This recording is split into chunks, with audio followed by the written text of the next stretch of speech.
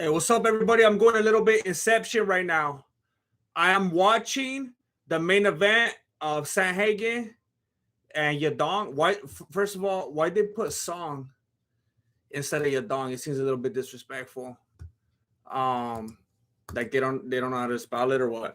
And I'm listening to the Zone boxing match right now, and I don't even know who this is. Rosado and Borat or something like that. Everybody's just here for the finale. Everybody's just here to see if after 2 times getting robbed, Triple G's finally gonna get his hand raised. They're finally gonna do him right. What's up, Victor? Anthony Wisey, Dave Fave, Walter Alv, Josecito, Scorpio. What's up? Please. Yeah, I'm ignoring this boxing match right now. I'm watching the Song Yadong fight. And Sanhagen with the sound off is weird. I'm only doing it because if I turn on the sound, then I'm going to get blocked. I'm going to get a copyright thing because I'm playing it on this screen. So if I put up the sound, you guys are going to hear it. I got the boxing over here. But I'm telling you, Song Yadong, you better finish this fight. You better finish it. They're going to do you like Jingling. I already said it last time I was streaming. There's a narrative. There's a narrative. Come on. What up? I don't care about boxing, but I do care about you, Jefe. What's popping? I care about you too. Come on. It's mutual. Love you, boy. See you soon.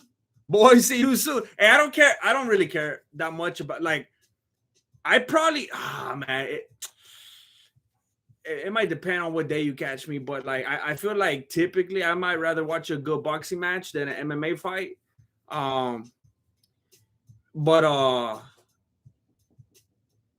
I'm not a boxing fan, you know. I don't know what it is. Like if it's just two nobody swinging, like that's more entertaining than two fools playing Twister, you know. But I guess what I'm trying to say is I'm not even here to watch the boxing event. I'm here to watch Canelo get knocked out.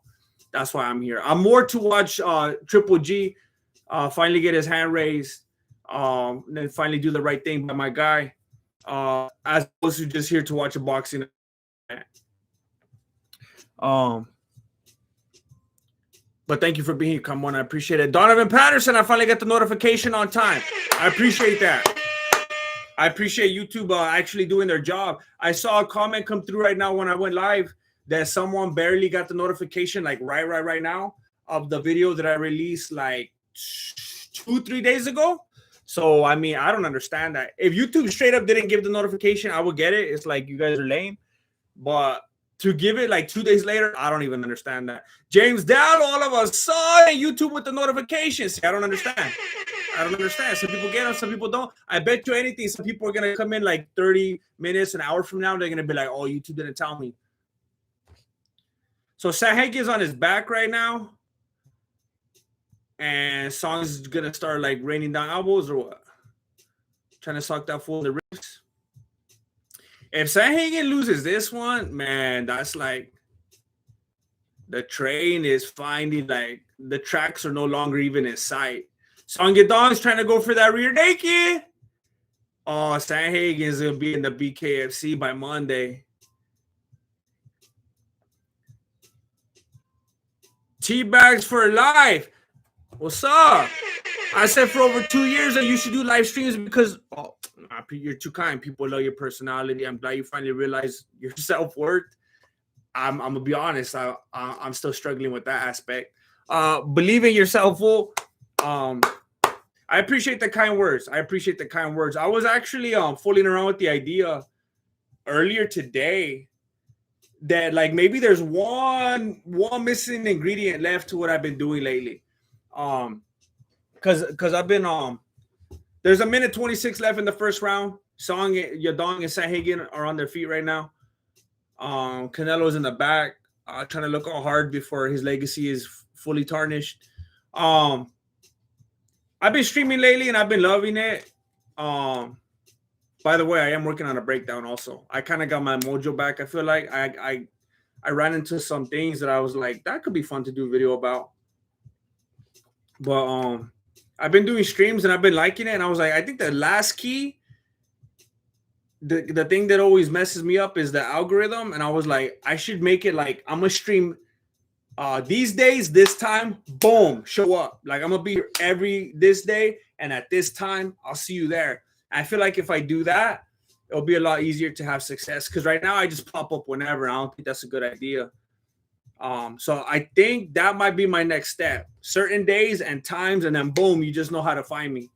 So that's something I'm thinking about right now. Thank you, T-Bags for life. Mezgari! San Antonio in the house? I know Anthony Wisey is dirty. Is dirty. Like there's certain things in the agenda that I could start talking about or promoting. It's like, is that what I gotta do or what?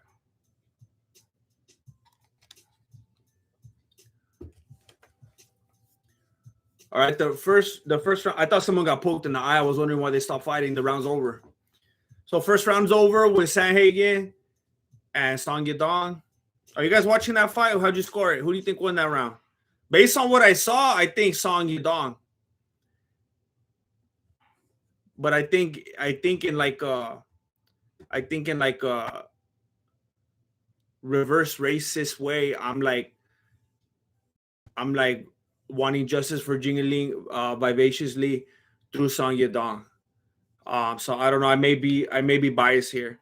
T-Bags for life. The breakdowns are the special sauce, but the live stream is the main course. What? Hey, I know there's already some people like not like wanting to disagree, but I'm gonna go ahead and listen to you. I like that. I appreciate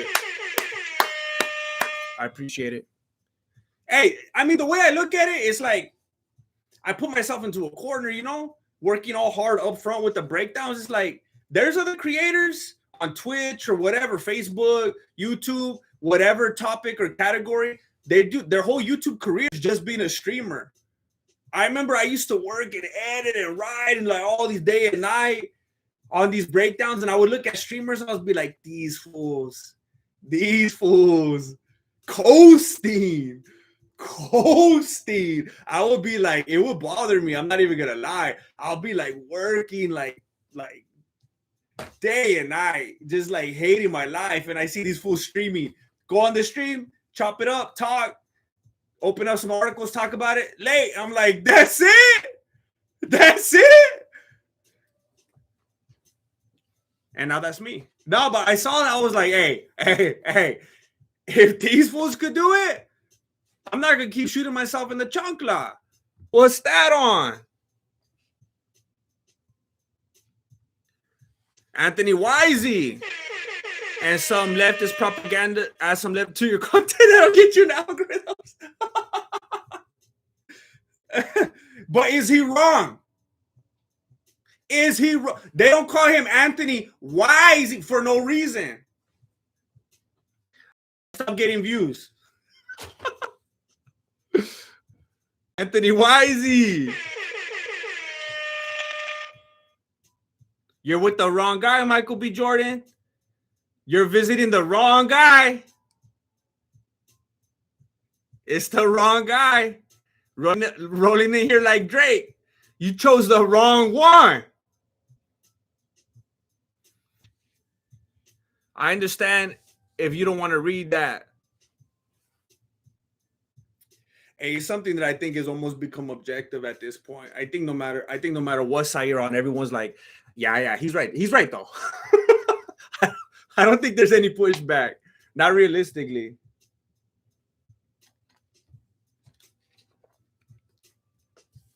For the winter.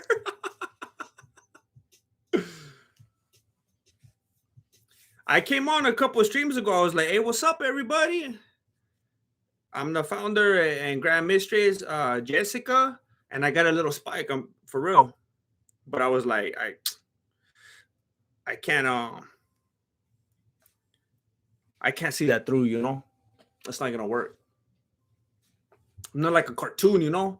I gotta be intellectually consistent. I can't just do one-offs like that. It's bad for my brand. More games. You crack me up every time, my guy. I've got my money on Song, hoping he does a spirit bomb. Jingling power from the crowd. he busts out the "Your soul is mine." Thank you, Mo Games. Yeah, I try my best. And I've learned for some people that's definitely not enough. I gotta come with the edits, but I appreciate you, Mo Games. It's people like you they give me those bumps in between. It's like, all right. There's a reason for me to keep going. We're around 2 right now with a minute 40 left. Hey, Sanhagen looks like they're about to give him the nickname Nate Diaz. And I'm gonna be honest, I've been looking at the chat, so I don't know if Sanhagen, if that's his blood, or if Song Yadong just rubbed his face all over him like if he was Luke Rockhold. Because Song Yadong has blood on his face, but Sanhagen has it also in like his neck and his back and his shoulder and his chest. It's like all over the place. I don't know what's going on. I missed something big. Did they have a headbutt or what?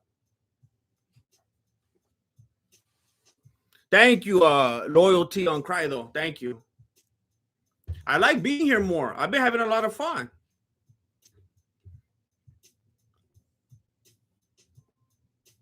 The cut is bad going through the eyebrow. So is Sanhagen's eyebrow? Or is it Yadong's eyebrow? It looks like Yadong's. So is it his blood that got on Sanhagen?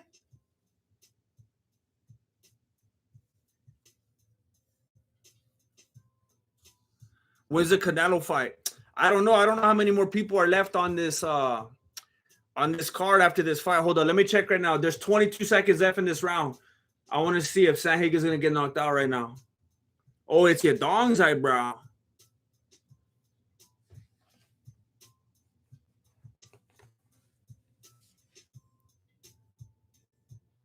They're just on the cage, and Song Yadong's just sucking them up. Sanhagen wanted to tie up, and Song Yadong's like, I'm just going to keep hitting you, getting some points.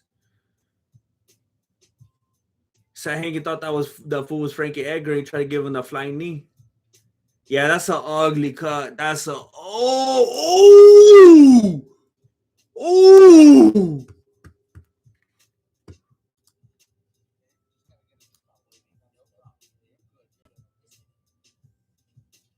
Wow, that cut is ugly. Oh my gosh. It looks like he got like the Joe Rogan eye. The cut so big, it looks like another eye right there. Just move it over a little bit. Oh my gosh. They're gonna have to like put some gauze in there and like tape, like they're gonna have to fill that in. Oh, that is deep. Ooh. And when's the last time you remember seeing a cut like that? That one looks deep. I don't remember one like that. You think they're gonna stop it, Martin? Stoppage? The third eye blind?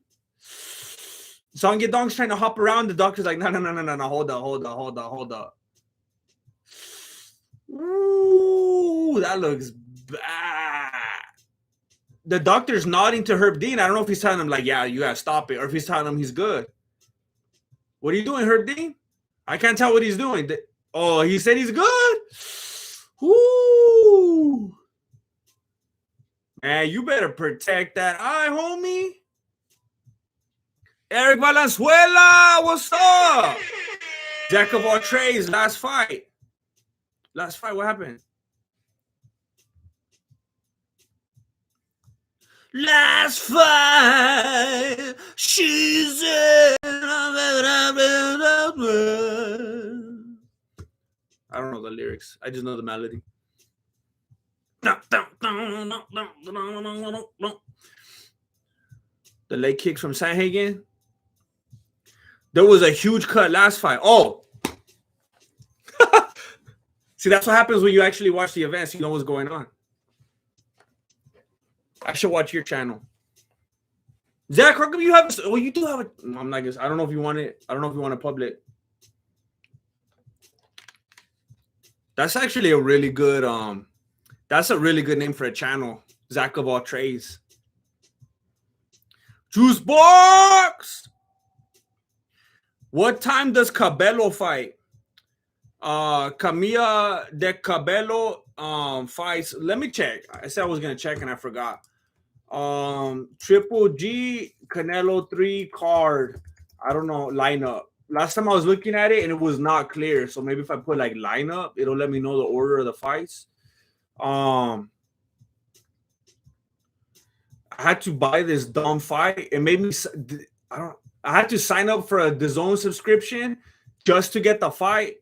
I barely canceled my DAZN membership. I was trying to cut some costs, and I had to get a DAZN membership again right now before the stream, just so I could buy the pay-per-view. And now I'm going to have to cancel it again tonight.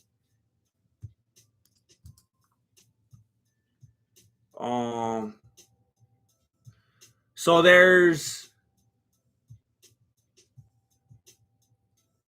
See, I don't understand this. It's like backwards. It's listing the Canelo fight first. And then it says Jesse Rodriguez versus Israel Gonzalez, Ali Akhmedov versus Gabriel Rosado, which is right now, and then Austin Williams versus Kieran Conway. So I think they just put the headline one at the beginning because it's the most important and they want people to see it, and then they went in order. So if this is accurate, there's one more fight after this one I'm watching, and then the Cabello fight. 2 minutes and 20 seconds left in the third round of the Sandhagen fight. Sandhagen has your dong pressed against the cage. Man, the eyebrow's bleeding. That Vaseline didn't do nothing. They're going to have to shove the whole cup in there. So the main card is on right now. The main, DAZN, the boxing card, yeah, that's what it looks like right now. Because according to what I'm looking at right here, the main card has Akhmedov and Rosado, and that's what I'm watching right now. So then after that is Austin Williams and Kieran Conway, and then the Canelo fight. Zach of all trades, I posted some crazy Russian fighting stuff on the Mexican Martial Arts Facebookers group. They are in a literal phone booth. I saw that on Twitter. I was actually going to do something with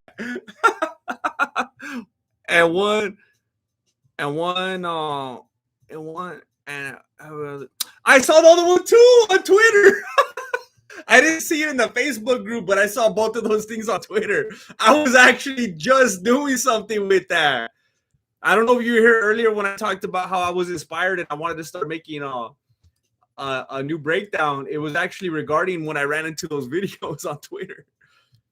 I started to it must be Twitter's algorithm or something, because I watched one fight the other day and then I clicked on it, spent some time in it, watched another one, and like constantly in my feed lately, bunch of fight videos popping up. There's some funny stuff on there. 40 seconds left in the third round. Sandhagen gets socked in the face. Leg kick from Sandhagen. Inside leg kick from Yadong. I still think it's disrespectful that they put Yadong's first name. Do they do that with anybody else?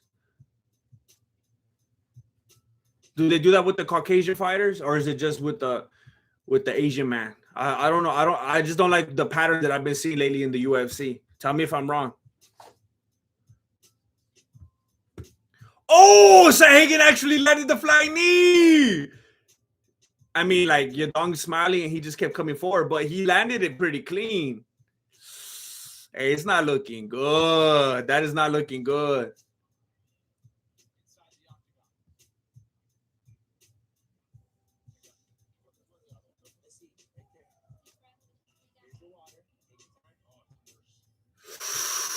Ooh. Oh, man, you could put like your whole finger in there. Oh, man, that looks bad. You could see some of his eyeball poking out the top. Oh, man. Ooh, they need some Gorilla Tape or something. Oh, that looks ugly. Ooh, how's that fool even touching that? He's going to go throw up in the bucket right after this. Oh, that's nasty. Ooh.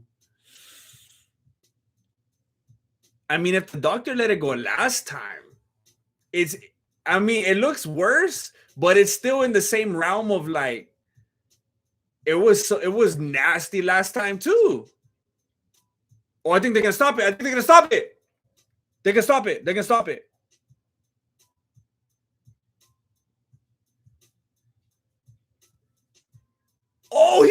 scooping it. All right, I lied to you.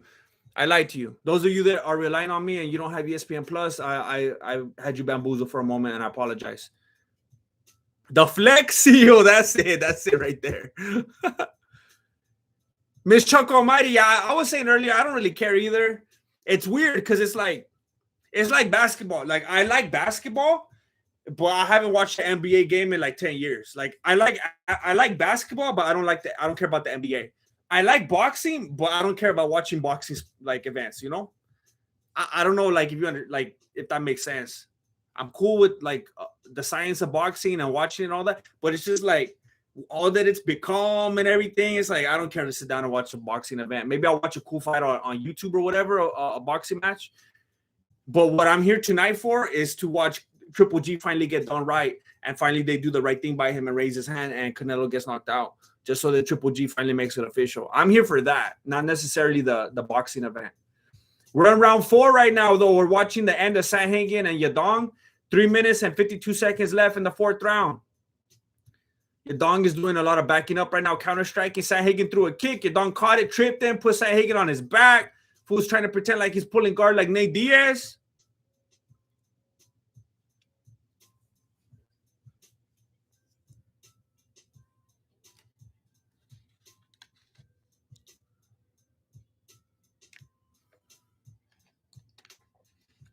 Sandhagen's on his back. I think Yadong's just trying to gross him out. He's like rubbing his eyebrow on that fool's face right now. And if anyone cares, winner by unanimous decision.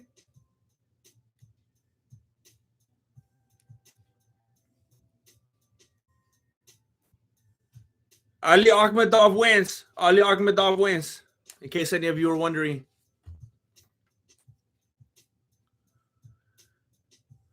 Yadong has his back against the cage, throwing knees to the upper thighs of Sandhagen, bleeding all over that fool's shoulders. Man, that fool's losing a lot of blood. Sandhagen trips him. Yadong gets back up. Sandhagen tries to throw the flying knee again. Yadong kind of has his guard in front of it. Doesn't do much. Yadong is backing him up with those strikes. Sandhagen holds his ground, comes forward again. They're meeting in the center. Yadong is still throwing. Throwing through that blindness. Man, that fool looks like the face is lava. Blood all over the floor. Blood sprinkles.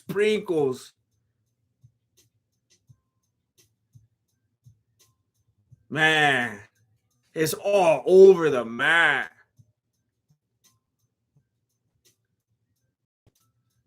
Nice head movement from Yadong, though. I mean, it's just a cut. 'Tis but a flesh wound. That fool is not at all slowing down. Sandhagen, if anything, looks more tired. Yadong is still coming forward. He's still energetic. He's still confident. It's just a flesh wound. That's it. It's just one of those crazy things. He just got caught, and he's feeling good. He's smiling. He's coming forward. He's strong. He's happy, but he's bleeding.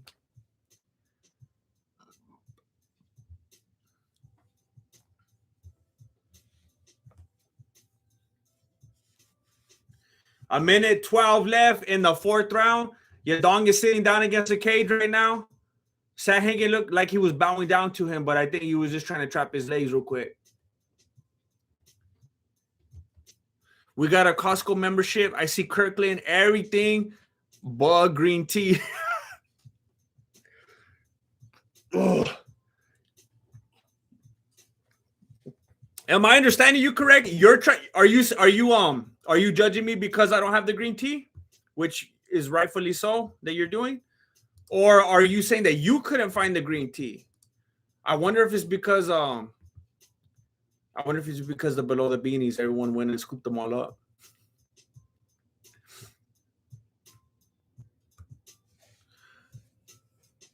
"22 seconds left in the 4th round. Yadong is on his back. It's going to be unbelievable. It's going to be crazy if he makes it to the last round with his eyebrow looking like that. That fool's going to have the Mike Tyson eyebrow after this.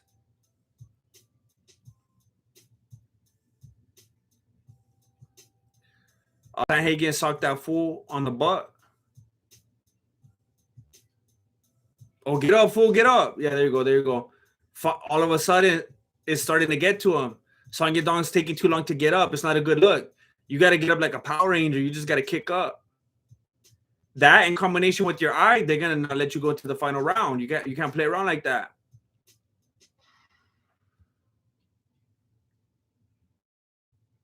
Oh, it got deeper. You could see deep into that cut. I could almost see that full thoughts. Ooh. Ooh. It's like if you was insane in the membrane and you can actually see the membrane. Oh my gosh. That fool can't hide nothing from you. Oh my goodness. Oh. That is nasty. Hey, if the doctor lets it go, that fool's a sadist. If he just lets that go, that fool's got some money on this or something. If he lets it continue, hey, but I like it. Oh, he waved it off. He waved it off. Don't even act like that, Saggy. You know you're happy to finally get a win. Don't even play. You are so relieved right now. You're relieved. Don't even act like that. Oh no! Oh, can we keep going?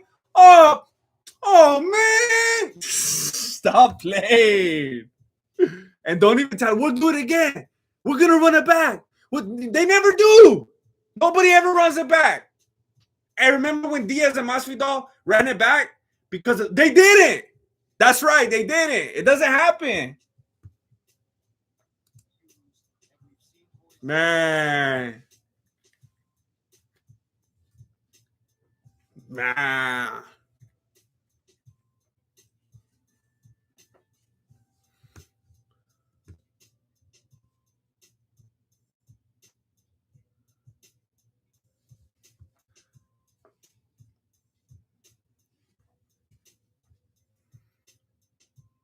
Doctor Stoppage! Doctor Stoppage! Man, that was nasty. That was nasty.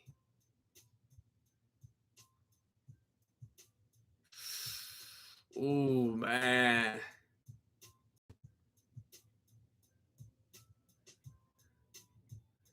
They're going to have to scoop up some of that blood and put it back in him.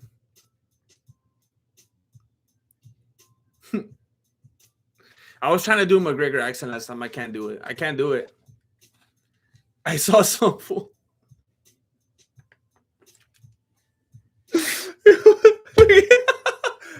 I can't play it. I can't play it because it's laced with profanities. But I was about to play it right now, but I can't because I don't know where it's at. There was this like... it was like this Middle Eastern fool I saw on Twitter. The best Conor McGregor impression I ever heard in my life. And the reason I say that he's Middle Eastern is because it makes it that much more impressive. It's not like some Irish dude. This dude is far from that. And he did a McGregor. Oh, man. I wonder if I could play some of it.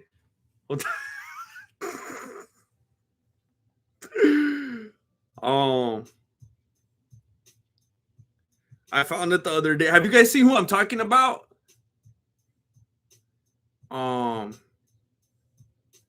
Does he sound familiar the way I described him?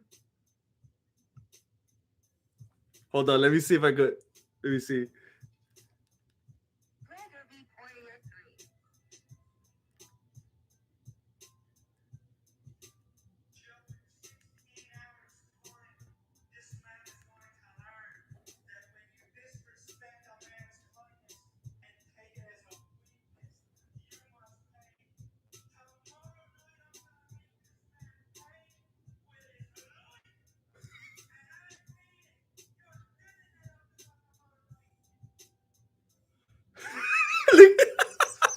Hey, look.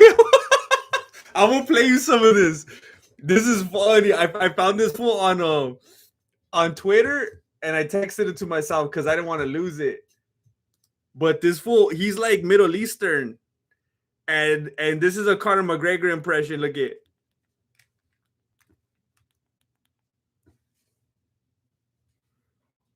Leading up to McGregor v. Poirier 3.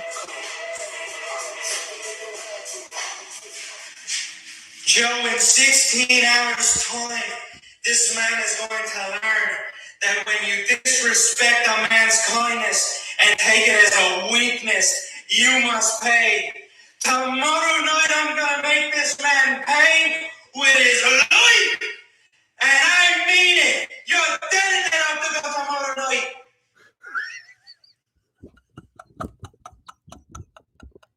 I don't know. I don't know why. Hey, I don't know if you like it or what, but I don't know why it made me laugh so much. I watched that video so many times. I've watched it over and over again. It's such a good video, and it goes on and on. I don't want to ruin it. Look at here's what I'm gonna do right now. Look at, because I don't look. There's a lot of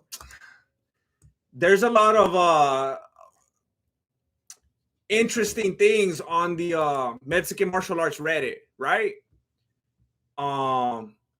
That is a little more difficult to monitor. You guys already know by now, I like to keep like the channel clean, and I have a very family friendly and stuff like that, so I don't put like profanities and stuff. There's other stuff on the Reddit that it's like a mixed bag, you know. It's not as easy to people are gonna post whatever they want. But so I'm not gonna put it on this main channel, but I really want you guys, like, is there ever something like so funny that you find and you just like have to share it with someone, like you want someone else to appreciate it? I'm gonna post this on the Mexican martial arts Reddit right now so you guys can see it. How do I do this?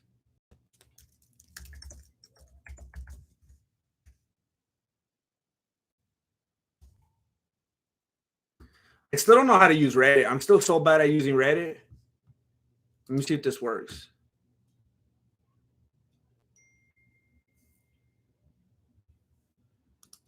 All right. If you guys want to see the video I was just talking about right now and open up another tab or whatever, this is it right here. I'm about to post it. This fool's hilarious. If you watch the whole video, the way that it progresses, I watched it over and over again. And I was crying. I'm telling you.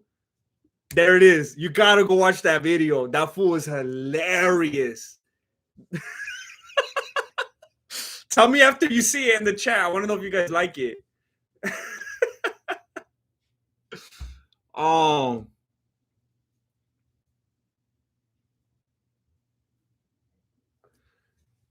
Brahimith, your dog's face was like a balloon. A balloon.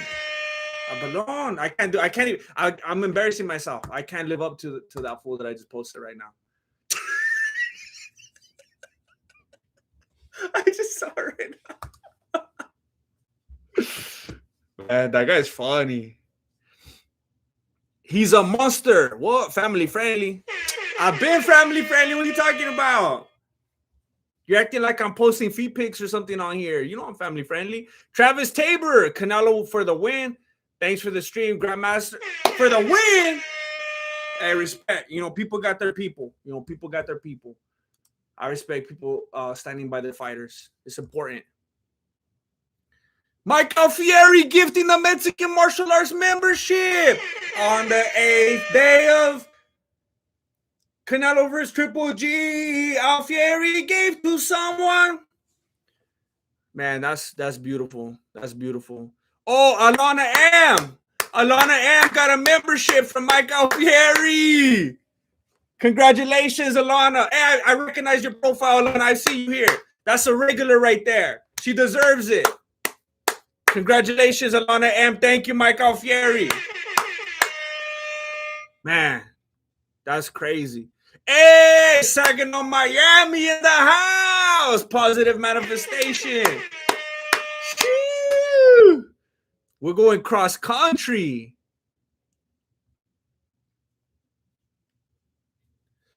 Yes, I'm gonna be that guy. Do you mix made matcha tea with the lemonade or add the matcha powder straight to the lemonade? I'm gonna tell you how I do it. And look it, I fell off. I messed up. And I'm constantly doing this back and forth where like there's a few people that ask for something and they're like downest of the down. But then like the majority of people unfortunately will be like, what are you doing? So then I like back off and I don't go through, and I should have. I was supposed to tell you guys how I make it. I never showed you. I have like those cups, you know, the ones that fools use to like shake protein and stuff. We got one of those just for the green tea. I don't do protein drinks and stuff like that. Like I eat enough carbs and protein as it is. I don't need to be taking no extra protein. But I got one of those shaker things and I fill it up. So I fill it up with lemonade, and I know people have different views on this.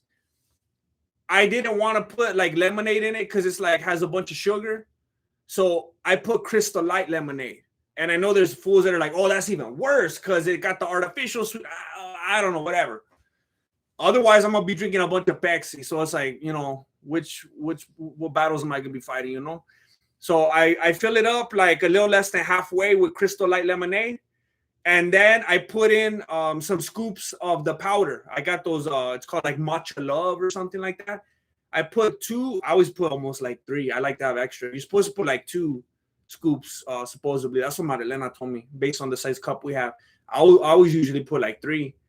So I put the Crystal Light up to a little less than halfway. I put the scoops, and then I cut a lemon. I want an extra lemony. I get an actual lemon, cut it in half, and then we got those squeezers. You know, you put the lemon in there and you like squeeze the thing.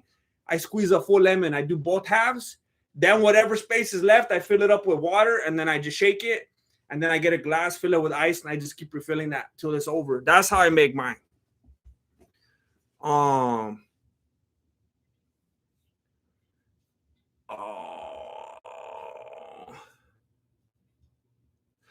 Misguided, I don't know. I don't know how he does that. If I click on, yeah, it doesn't even let me click on my own thing right here. Oh, when I click on the money, all it shows is super sticker and super chat. I don't know how he's gifting stuff. That's crazy. I don't understand it.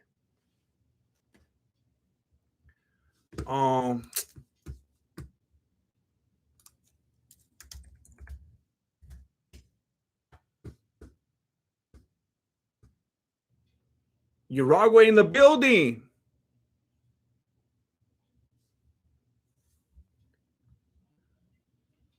Honestly, I don't even know where my cowbell is. I was trying to click. This room became like a storage unit. I got so much stuff in here that I actually started moving it into a storage unit, and I might have taken the cowbell. I haven't seen it lately.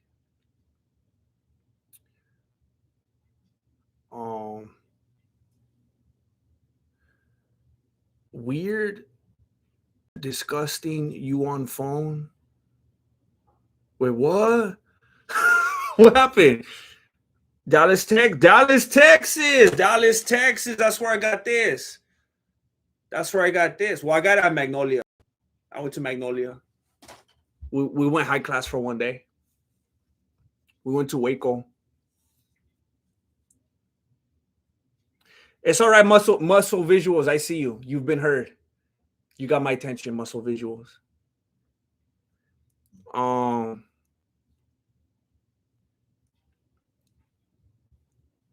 This was chatting more than anyone else. It's always like that. I don't like this stream, so I'm gonna go ahead and talk the most. I'm gonna be the most vocal.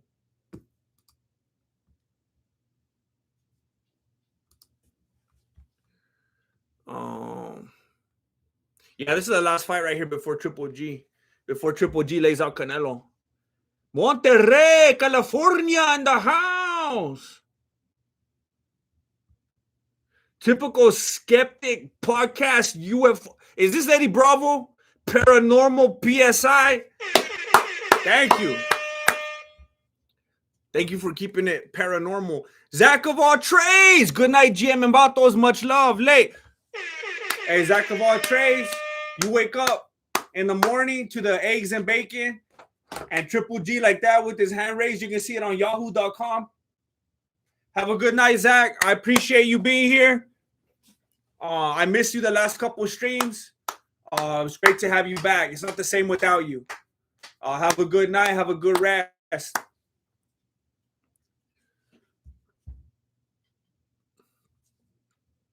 I don't want to assume anything, Miklo, but if you're referring to me, I appreciate it.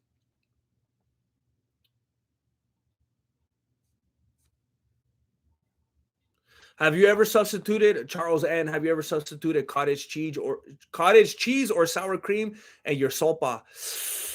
Look, I'm trying not to disrespect. I feel like I'm gonna throw up right now. No, I have never. Look it. Oh, wait a minute. So someone made fideo one time, and they put sour cream in it instead of mayonnaise, and I did have that. So I never tried it. Like, I'm gonna try that. I had it because someone made fideo, and that's how they prepared it. And I was like, I would like this if it had mayonnaise instead. So I've had that taste. It's just not for me. I don't like it. Maybe I could do. Nah, I'm not. I was gonna say maybe cottage cheese. I love cheese, but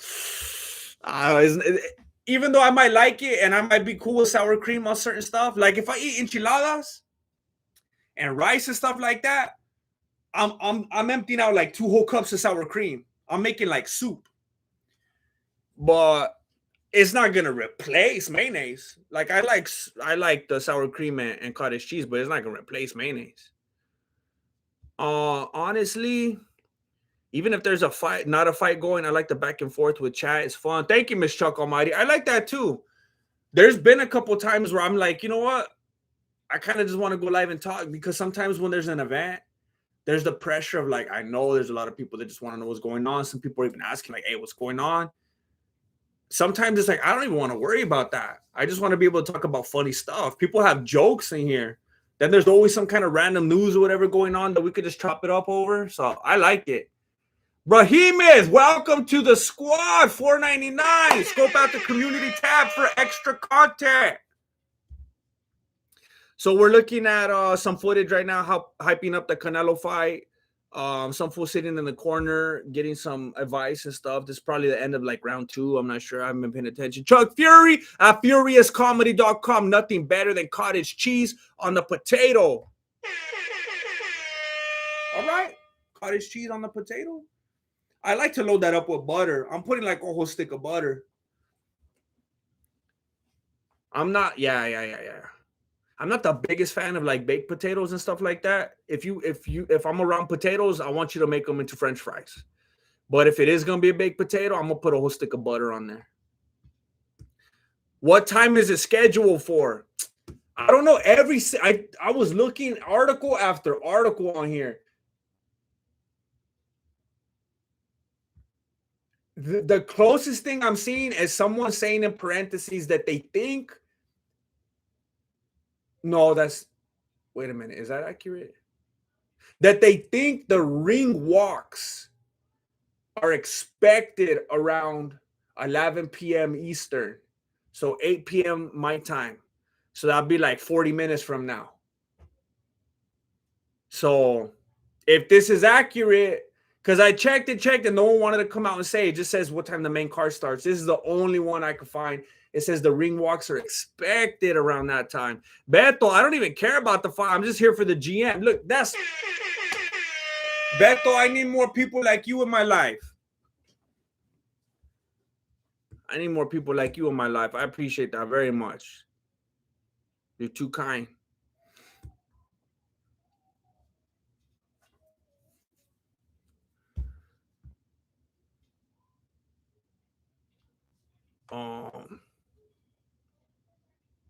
All right, Miklo. I love it, Miklo.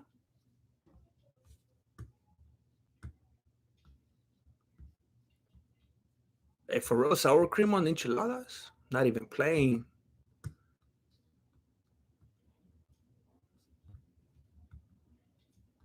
320. Where are you at? You in Japan?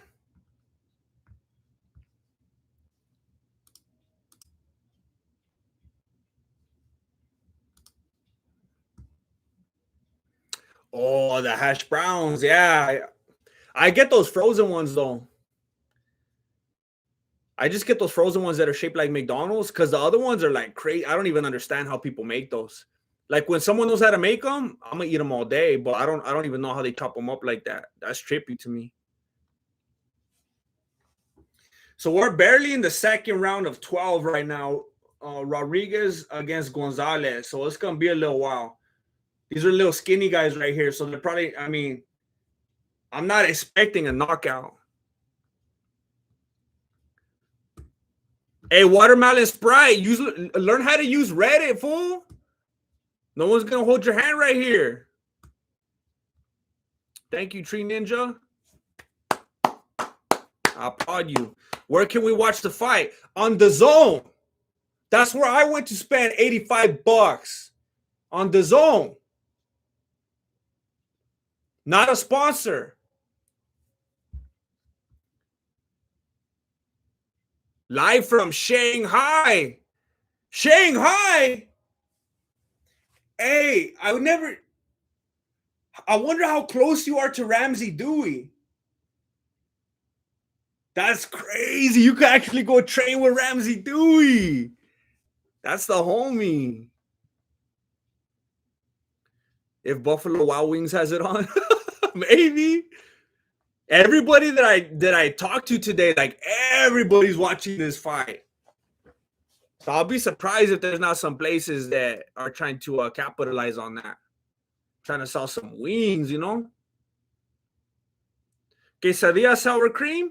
It depends on how it's made. Like at most restaurants, I'm dipping that in the sour cream and the guacamole. I'm probably going back and forth.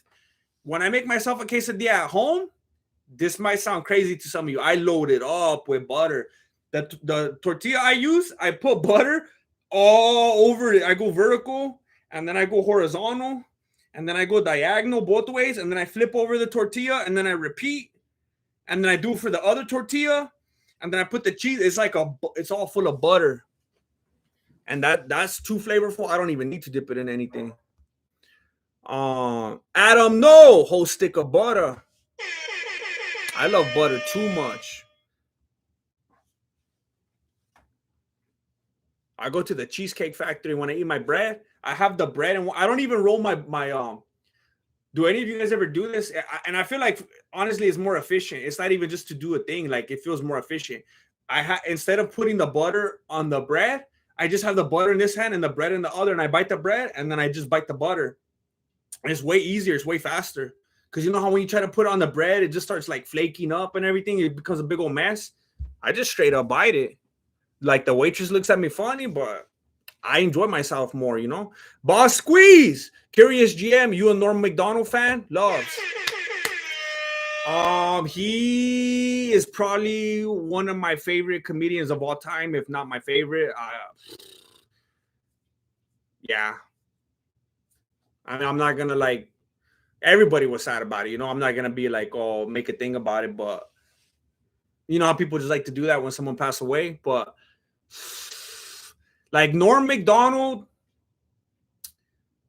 Stephen Wright, those are a couple of my favorite comedians ever. Norm Macdonald, Stephen Wright, and I know some fools are gonna trip on this one, especially like.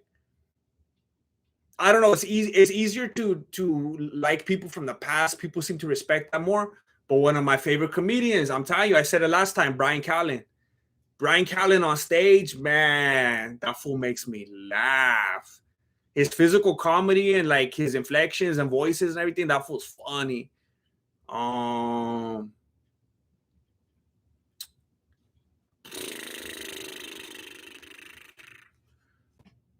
I mean, if I'm reminded of some other ones, then maybe I could like play some in different spots. But those might be like my top 3 right there. But yeah, Norm Macdonald was amazing.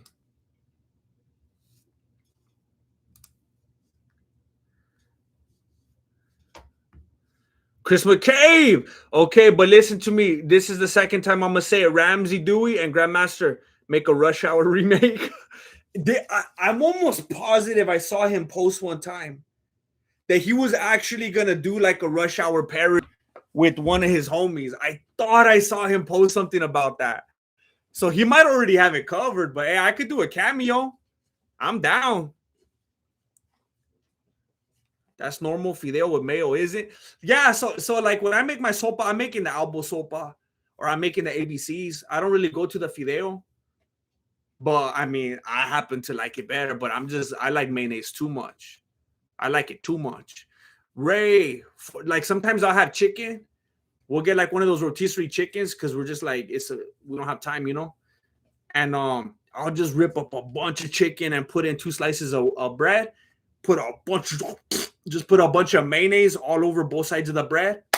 Just got like white bread, chicken, and a bunch of mayonnaise. It's like this fat. I have to squish it. I have to go like that. It's so good. Ray, crazy. Everyone's paying $80 for one fight. Because Canelo Marky streams for our broke boys. Grandmaster, how you been? Because Canelo. Oh, okay. All right.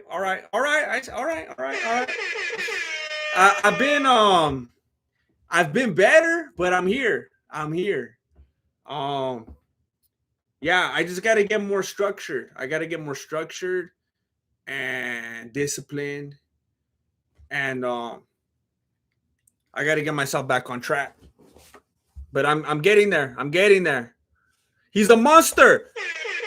Bro, you're the best. Gotta run. I didn't bet on this one. I did red and 7. What? Is that like casino talk?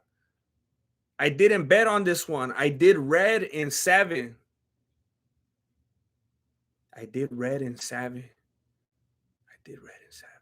Does anybody know what that means? Hey, but you put an exclamation mark, so I think it's good news. Thank you. He's a monster. Oh, you put butter on your Pop-Tarts? Hey, I'm not even going to trip, though. The way that I get down with some of my food, like, I got to show love.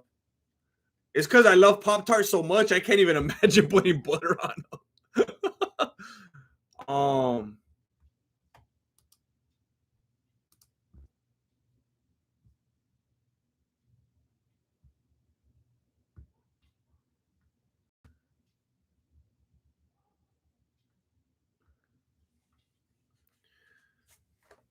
Do you pozole?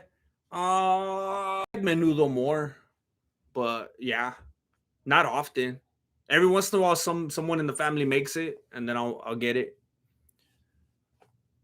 Tobin Nelson, could you tolerate olive oil mayo, or are you a purist? I never even heard of olive oil mayo, and frankly, I'm offended right now. I don't even know what that is. I will probably have to consider myself a purist because if you mess with what I know and love, I'm probably not gonna like it. But I could try it. So we're in the 4th round right now. I mean, everybody's just like, can you guys wrap it up already? We're not here for you. They do have that one ref in the ring right now, though. That one that goes. You know that one meme? It's that guy. He's like the most famous guy in the ring right now. Yeah, we're basically waiting for the main event. We're just chilling right now. Yeah, when the fight's on, I'll call it. I'll let you know exactly what's happening. I've never had Miracle Whip. Everything that I've heard about it makes me feel like it's probably nasty. I used to think when I was little, I used to think that Miracle Whip was like another version, like another brand of whipped cream, or like that was like a branded version of whipped cream, or I don't know. And then when I heard that it was like kind of like mayonnaise, I was like, that sounds nasty now. It's like quite a leap. Ben Drayton, what's up, Ben? Canelo by popularity and Nutella? Okay, so a lot of people don't like Miracle Whip. Oh, so it is sweet. So I'm all confused and I don't understand. I know we're MMA truthers, but are we boxing liars? Hey, you're getting too deep right now. It's too late. It's too late. Hellman's or Duke's brand mayo is great. What's the kind that I get? I think, what's it called? Best Foods? I'm trying to see which ones. Oh no, Hellman's. I've definitely had that in my fridge. I've definitely had that one. And I've also had Best Foods. They look similar-ish because they're both blue. I've definitely had the Best Foods. Wait a minute. What's the difference? Wait a minute. It looks exactly the same. Is it kind of like Carl's Jr. and what's that other one that people on the West Coast don't have? It's like Hardee's. Is it like Best Foods or Hellman's? Because it's like identical branding. What the heck? I don't think I've ever heard of Hellman's. I just said that because it looks so familiar, but it's like identical to the Best Foods. My mind is blown right now. Can anyone explain this to me? Ben Drayton, forgot the message. What are your top 3 all-time boxing and or MMA? Forgot the message. Oh, I appreciate you doing that again. I'm sorry that happened to you. What are your top 3 all-time boxing and or MMA? Top fighters? I mean, I know everyone has their own opinions, but I probably wouldn't. I don't think I enjoy watching anyone box more than Mike Tyson.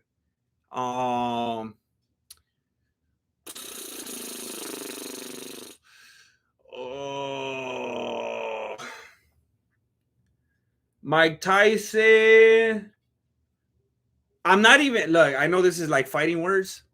I'm not even really a fan. But probably Muhammad Ali. Like I know I'm not trying to say nothing disrespectful. Like I don't try to make it a habit of talking disrespectfully of fools that like somewhat recently passed. Like if you passed like a few decades ago, like all bets are off, you know? Like you're part of the you know how like there's some songs, they're like it's like community property, like anyone could sing them. That's kind of how it is when people died a long time ago. Like all bets are off. Like anyone could like take advantage of it and just make fun of it. But like I feel like Muhammad Ali back in those days was I'm gonna say it like this. I'm not gonna even try to compare him because I feel like that's very insulting. But you know how I don't like Adesanya like today? I feel like Muhammad Ali, of course, he was like a way better individual and like stood for like actual things and stuff. But I felt like there's like a similarity there in like the personality and the talking and the mouth and all that. And it's like, if I was there in that place and time, I probably wouldn't have been a fan either because I'm not a fan of people that act like that right now. But just to watch him fight, there's that. The third one,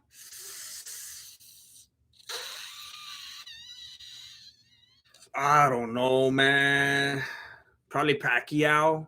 Just so explosive and in the earlier years, just such a high volume, just so exciting. MMA, Khabib, DC. I was just a big old fan of DC. Big fan of DC.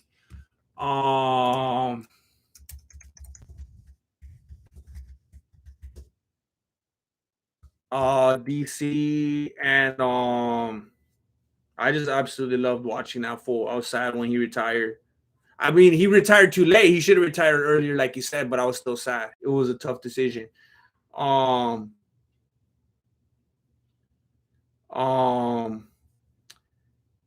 man, I'm just trying to give you a good answer here. I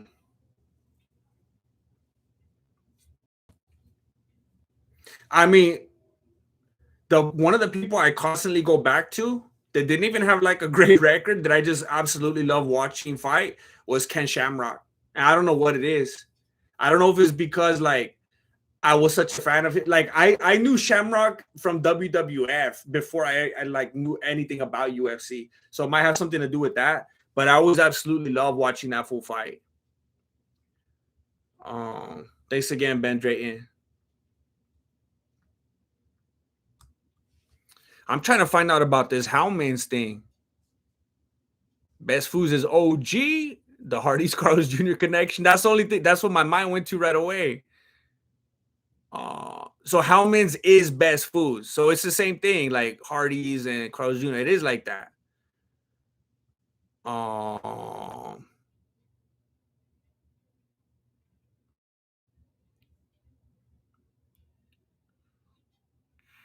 Okay, it is like that. All right.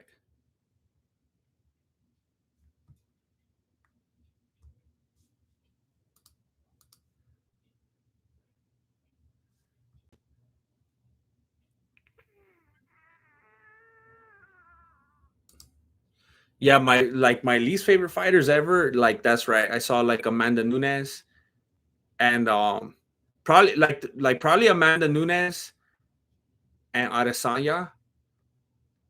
Like the level, like my dislike for Adesanya makes it look like I'm a big McGregor fan. Like that's the levels right there. Like as much as I dislike Adesanya, you would think that I'm like a McGregor fan. Tony Ferguson. Do the do! Do the do! I'll keep it low, do the do, but I corresponded. I don't know if you saw. If you did, that's cool.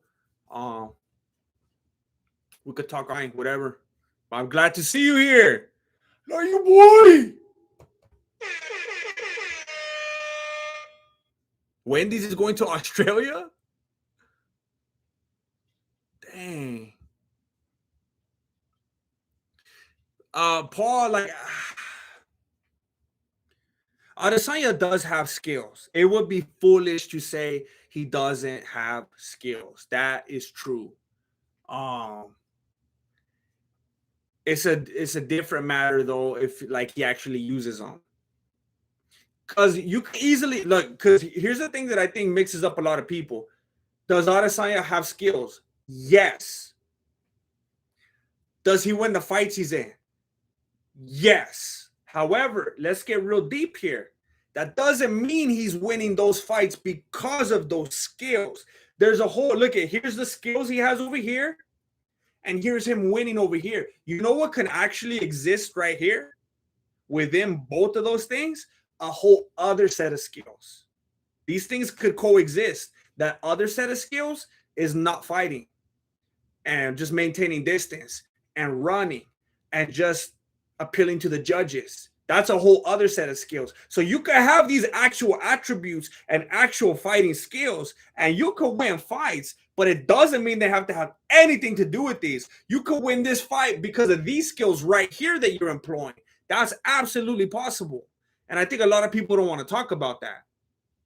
You could have 7 black belts, and you could be a BJJ 5-time world champion and a wrestling Olympian and a kickboxing champion, and then some 7-year-old mobs up on you at Walmart with the switchblade, and instead of using all this, you just grab him by his hoodie and put his face down, and you just hold him there till security comes. You see that? You didn't have to use none of this over here. You just said, hey, little kid, just get down. Just here's my strength. Just rush. Just put your head down and stay there till they come get you. That didn't have nothing to do with this right here. That's like the same thing Adesanya does. He doesn't utilize this most of the time. He's just staying away, and he talks a big game, and he's had the belt long enough, and he does enough of the point stuff in between that the judges are like, okay. I mean, am I wrong? That's rhetorical. Jay Smith, he won't listen to a dancing. You what? He won't listen. Did you do voice to text? He won't listen to a dancing. You say unless you cha-ching. And I talked about this before. I'm not gonna disrespect people that are throwing down their hard-earned money. Doesn't mean I'm trying to disrespect the people in between. But if people are doing that, I mean, that's a big gesture right there. People coming out of pocket. I'm not gonna act like I don't see it. And then I talk about it for 2, 3, 4, 20 minutes, and then I'm on to the next one, and maybe I didn't hit the ones in between, and I don't like that. But that's just the game. And then if the super chats aren't there, guess what? I'm talking to the fools anyway. I'm not trying to act like I don't see you. If I don't see the super chats, I'm talking to you.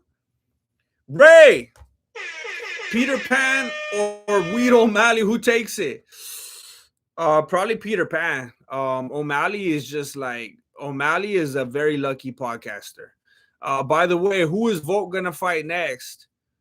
Uh, I mean, the only one left for Volkanovski to be is himself. Like no one, he has no competition.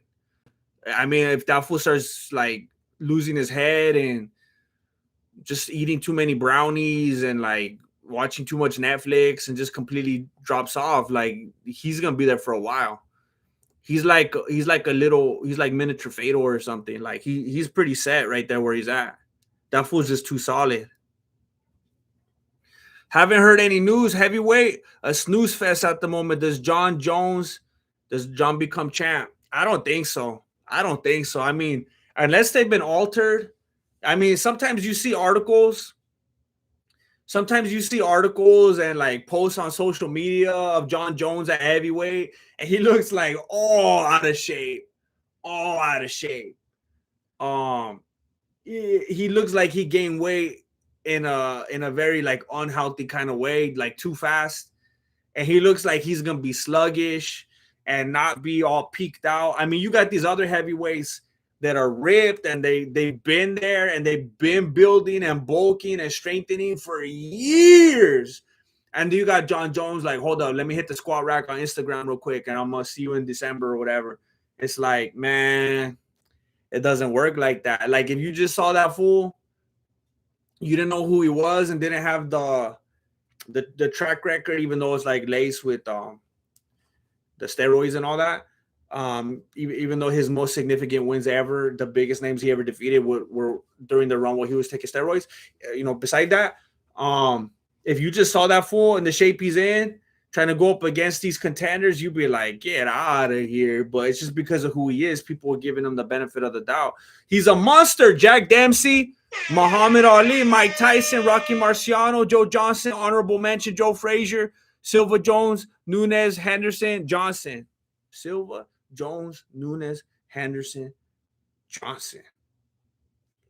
That's a respectable list. That's a very respectable list. That's a pretty complete list right there. Even got the honorable mention. I do like watching Silva fight. And it's one of those unfortunate, and I have the same opinion that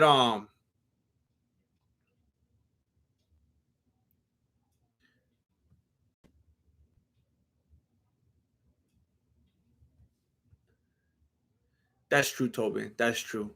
I like the GSPs of the world, I like the silent type. I like the Khabib type that just goes in, gets the job done, and it's like, I don't gotta do all this trash talk.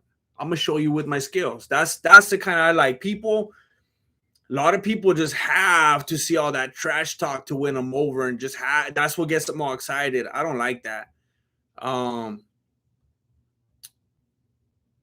But like aside from all that stuff, I do like watching Silva. It's gonna be hard to find people that don't enjoy watching Anderson Silva fight, like when he was actually fighting,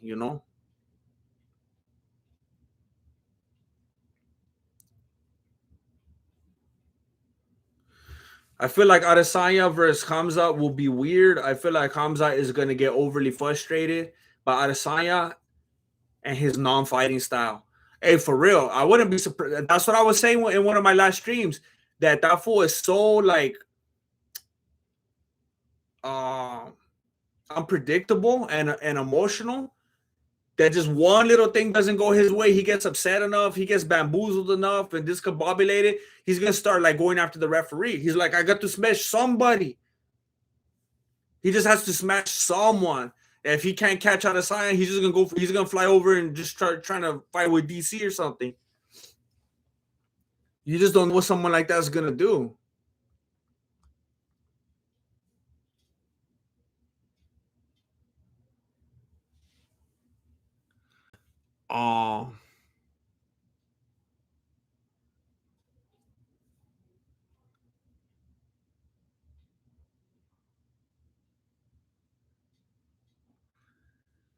Who would you say is the best boxer in MMA since Nate Diaz slap boxing isn't enough?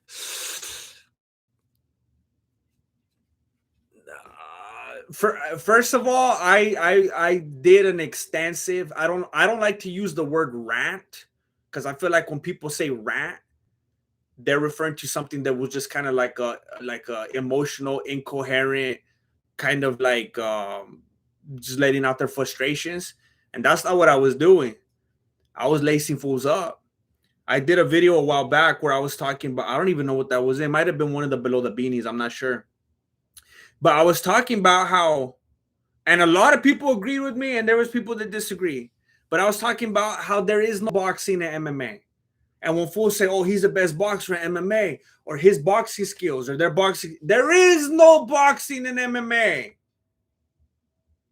There's striking, and maybe you've trained in boxing, and maybe that will influence your striking, but there is no boxing in MMA. And I gave this type of illustration before, and some of you will remember it.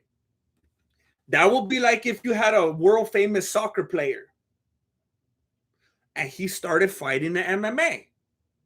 So when he's in his fights, he's going to throw some kicks, right? And then imagine DC was like, hey, yeah, man, this fool's got the best soccer in MMA. He's got the best soccer in the UFC. It's like, what? What do you mean soccer? Oh, you mean kicking?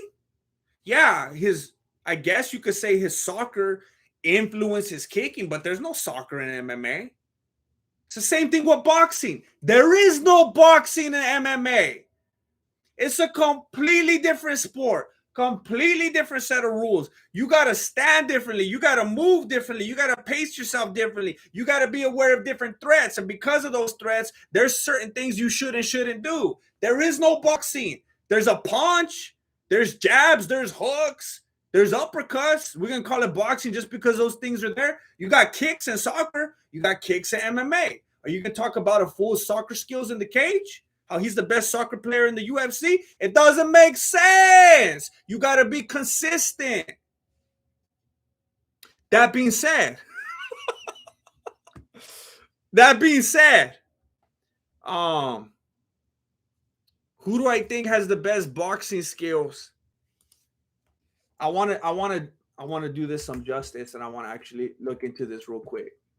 The best boxing skills in the UFC, man. I'm gonna give you a top three. I'm gonna say Brandon Moreno, and this is in no particular order. I'm gonna say Brandon Moreno.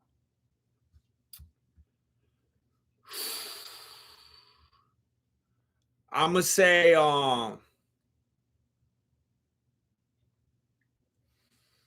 Brandon Moreno.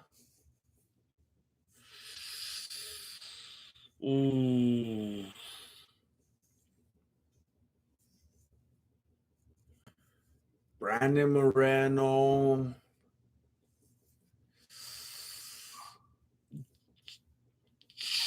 Justin Gaethje.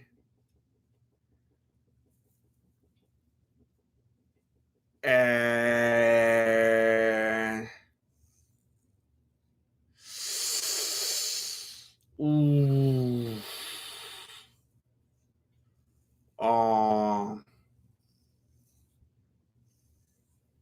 Stipe Muchacho. I don't know. You guys let me know if I'm wrong. You let me know if I'm wrong. I'm just going off the dome right here. Ray, I believe Volk is the only champ capable of becoming triple champ. To be honest, I'm gonna be honest. This is the first time I come across this abbreviation right here.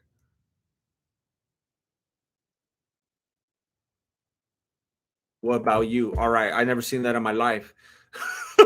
I think. Wait, hold on. I was gonna say I think so because of how much that fool used to weigh. But as far as the competition, I mean, what are we talking about here? Featherweight, lightweight, bantamweight? You can't be talking about featherweight, bantamweight, flyweight, right? Probably featherweight, bantamweight, lightweight.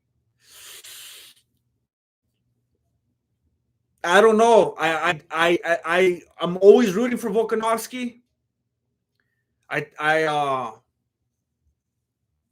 think he's a solid champion. I think he's gonna be one for a while. I think he's a very likable dude. He's not one of those dudes that I even remember rooting against. I might have in one of the earlier holiday fights. I'm not sure, but I gotta say I do not see him getting the strap at lightweight. There's just too many really skilled grapplers in there. But I could absolutely see him having featherweight and bantamweight. And as much as it breaks my heart because I'm a big Brandon Moreno fan, if that fool could like chop off a leg or something, I could see him taking the flyweight. He's kind of like I could see him. He has a style kind of like Figueiredo, but better. By the way, if Charles beats Islam, big if. Is there a chance Khabib comes out of retirement? Nah, never. He's a man of his word. He's a man of his word. It's not gonna happen. He's a man of his word. We are in the 10th round. I told you these fools are too skinny. These fools are never gonna knock each other out. We're all the way in the 10th round. That guess was correct. It's gonna be about 8 o'clock when they make their walks. Notoriously, Noah, how come we're always rooting for different fighters? I'm glad that you're here, though. It's good to see you. Billy the Kidder says Brandon Moreno.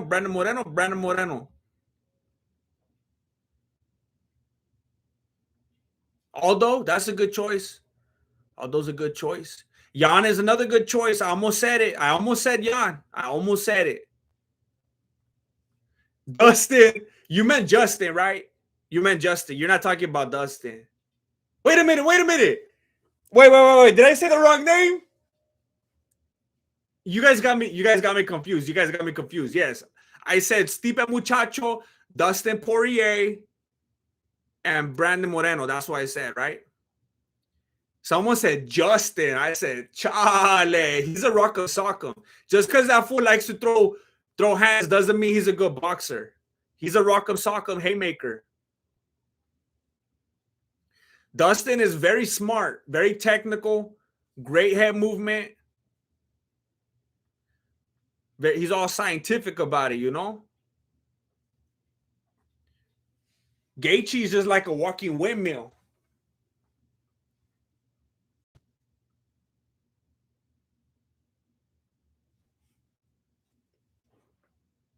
Tanner O'Neill.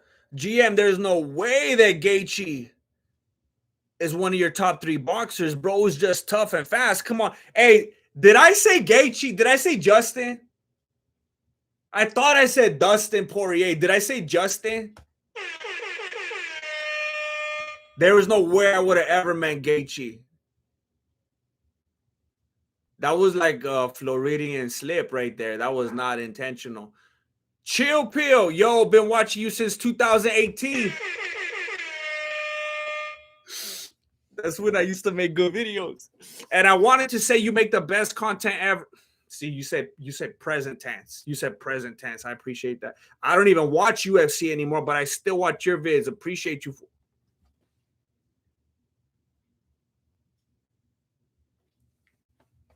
Thank you, Chill Pill. I appreciate that very much. Thank you. Since 2018. I made Mexican Muay Thai in 2018 with Flaco. That's what I was doing in 2018. The fact that you're still here after all the changes that I've gone through, that means a lot to me. It would have been really easy to dip. Really easy. I appreciate it. And then not even watching the UFC anymore, you're still here. I appreciate that. Thank you very much.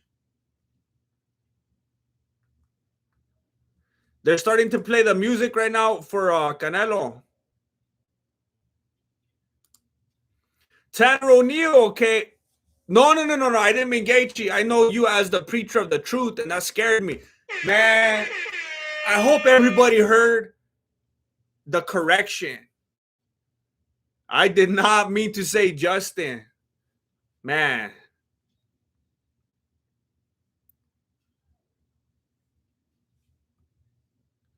I remember finding you off the Bisping fight when he lost to GSP. Oh, man. You were in the Mexican Fight Companion that night? Man. That takes me back. Over there in the old studio. Who do you think will win the Silva versus Jake Paul fight? Are you playing with me? Are you playing with me? I believe Jake Paul's going to win. I believe Jake Paul's going to win. I know that it's very, very, very, very easy. It's the safe answer, and it's the easy answer to be like, no, Jake Paul's he's a YouTuber, he's a clown. Silva did this and that. It's the easy camp. It's the easy camp. I'm going against the grain. You know, I got the unpopular answer that a lot of people are too afraid to say. But it's the same thing as John Jones. A lot of your favorite fights from that fool is when that fool was on the gear, you know? It's just not the same. There's the age discrepancy, there's the power, there's the speed, there's the hunger. It's just not what you think it's gonna be. That brick wall. Jazzy J Dog. Canelo gonna rob him again. That fool already came with his potato sack. That fool stays robbing. Miss Chuck Almighty, if there's another creator clash, would you consider participating either as a fighter or a commentator given the chance? Maybe commentator. I don't like fighting. Some people like to brag about it. Some people get a high off it. Some people like to get out of their car at the stoplight and throw, and it makes them feel like a man. I don't like fighting. I never cared for it. I say it like if one of those, if like Logan Paul rolled up or something, try to ankle pick me, I'll let him know what's up. But I'm just not the kind of person. It's not my disposition to sign on the dotted line and be like, yeah, I want to fight you. And I'm going to be here at this place and this time. And I can't wait to put gloves on and have a fight with you. That's just not who I am. But it's like, if you show up and you pee on my shoes or something like that, it's on, you know? But I'm not interested in doing something like that. But I would show up and I would do some talking, have some fun, eat some nachos or something like that, you know?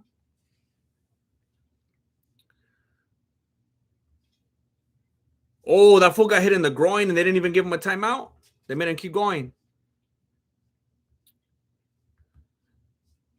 You should make a review of Icy Mike's Street Beef fights.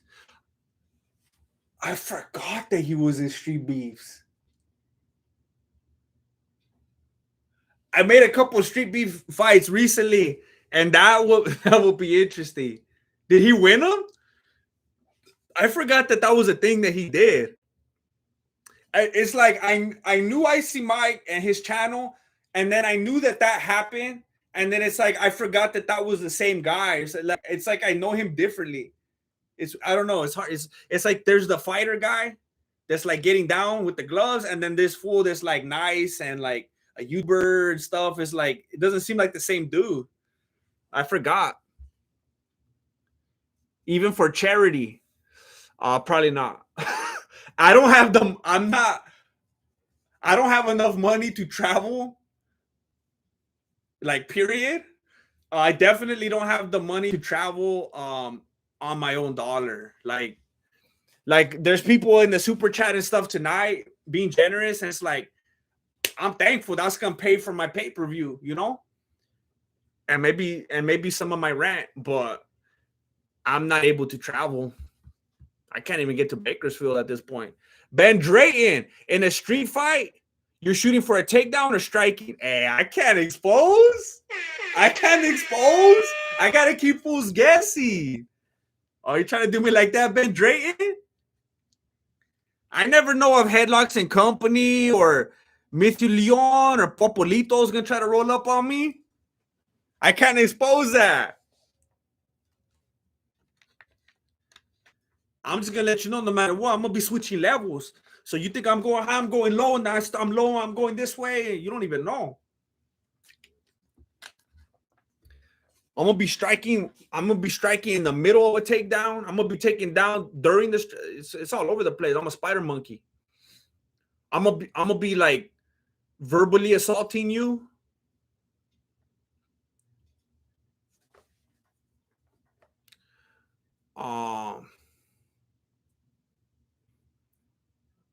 Some people only have the fighting to offer the martial arts. Some are able to wisdom, like the GM. Oh, that's the kind of thing that I screenshot right there. I appreciate that, Billy the Kidder. I appreciate that.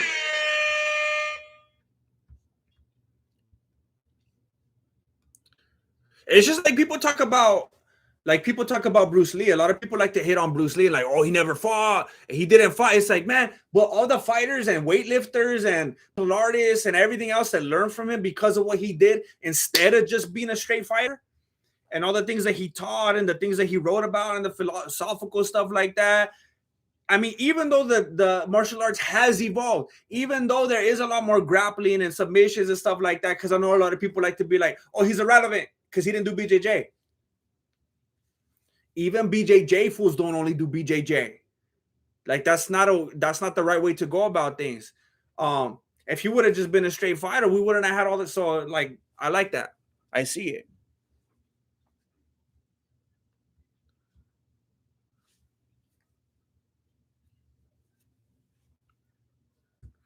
Grandmaster be with the Stockton slaps?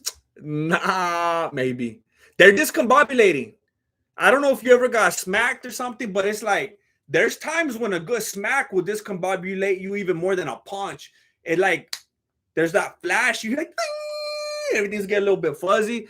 That smack's like you get a good smack, it's that's special right there. Nick Smith, thanks for making the content that gets me through my work days. Much appreciated. I always like seeing that comment when people talk about the work day. I'm listening at work, gets me through the work day or through the commute, because I know how important that is. I know how boring it is. So it makes me feel really good that I could contribute in any way like that. Oh, you said the pancreas slap. I thought you said the pancreas slap. I was like, yeah, that would hurt too. Well, yeah, Popolito, but I mean, so did like all the fools that you look up to. They're all dudes too. I'm not saying that you should worship them. You shouldn't worship anybody like that. That's just a dude, you know. I'm just saying he still did stuff. Like think about anyone that you think was a great human being, and you like admire them for this or that. You don't like idolize them or anything, but like they did stuff that can influence us and enhance us.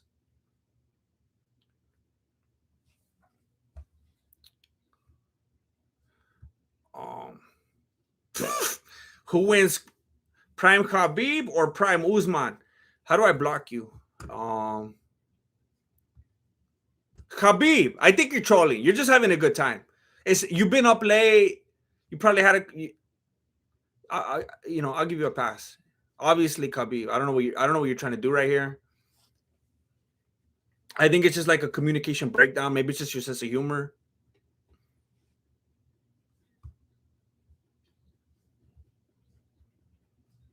Yeah, hey, Popolito, I understand. It's like when I was a lot younger, unfortunately, I did look at him a lot more in that way. But then, yeah, hopefully, as most people get older, they learn that that's not really the way to go about life, and everybody's just human, and they all have their own mistakes. And then I just started to learn a lot more about that fool's personal life, and it's like, hey, that fool didn't really have it all together, did he?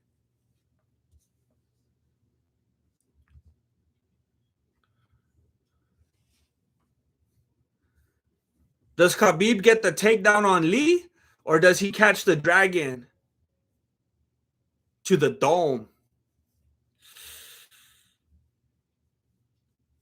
I think he's gonna catch the dragon because it's Bruce Lee's movie. He wrote the script. That's the same thing that he had to have the conversation at the restaurant with Chuck Norris before they signed the contracts. You know, he's like, "Hey, you're the fighter, but I'm the star." You know.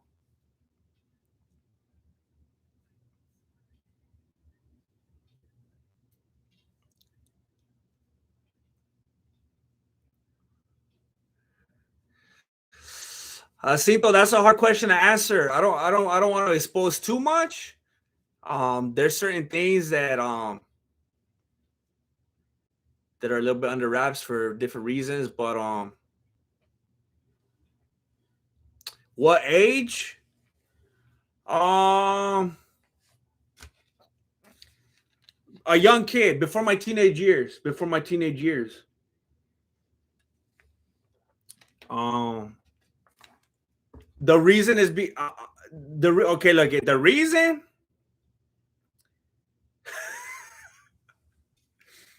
The reason that I got into auditing the martial arts and trying to dig into all of these different styles so that I could discard what is useless and so that I could shape and mold the Mexican martial arts. Uh, the thing that kicked that off was when I was a very, very young man. I got into wrestling at school, and I didn't like wearing the singlet. I didn't like wearing the little suit. Um, it was a different time, you know. Like in 2022, you see fools like at Whole Foods wearing something like that, you know, and no one's even gonna like bat an eyebrow. But like back in the day, especially where I came from, like you're not like you don't even want to have that in the house. And I remember the first time I had to put it on, I felt very, very, very uncomfortable. Um, it was a little bit too exposing, especially for someone of my caliber and whatnot. And I remember I had a conversation with some people about how I wanted to be active in some kind of combat thing, but I didn't really want to wrestle anymore because I got ringworm on top of that like 3 times. And they brought up going into martial arts instead, because also on top of that, when I got into wrestling at school, and I'm just gonna be honest with you, I thought it was wrestling like this. I remember when I was in the cafeteria, we didn't have a gym at my school. It was we were real poor, and I remember we had to put mats down in the cafeteria, and the coach was like, "All right, pair off," and then he blew the whistle and he's like, "Go." So then I started taunting that fool, my opponent. I was like talking a bunch of papas to him, and he looked all like he was all tripped out. And then I walked over and I got a chair. I got a folding chair. I'll put over my head. I was gonna smack that fool in the dome, and the coach had to run over, basically dove between us. He's like, "What are you doing?" I was like, "Fool, you're trying to break kayfabe or what?" I was like, "I'm gonna smash this fool," and he's like, "That's not that kind of wrestling." I was like, "What are you talking about?" He's like, it's different kind of wrestling. It's like it's not professional wrestling. I was like, what do you mean? So this is like fake wrestling? He's like, no, the professional wrestling is the fake wrestling. I was like, and now I almost turned the chair on him. I'm not even gonna lie. And I was already frustrated because I was like, we come from a poor school. Not only don't we have a gym, we got to fight in the cafeteria. Like, was this like a food fight or what? It's a food fight that doesn't even have any food. That's how poor we are. On top of that, we have to fight on these broke down mats. We don't even have a ring. We don't even have ropes. We don't even have turnbuckles. Now you're telling me I can't. I find a prop over here. Now I can't even hit this fool in the head. And I was like mad. I was like, I want to do something where I can actually hit fools. So then I started karate. That was what I started with, you know. That was my base. See what I'm talking about? How I take 30 minutes to answer a question, and that's why fools think I only talk to the super chats because it takes me so long to talk about it.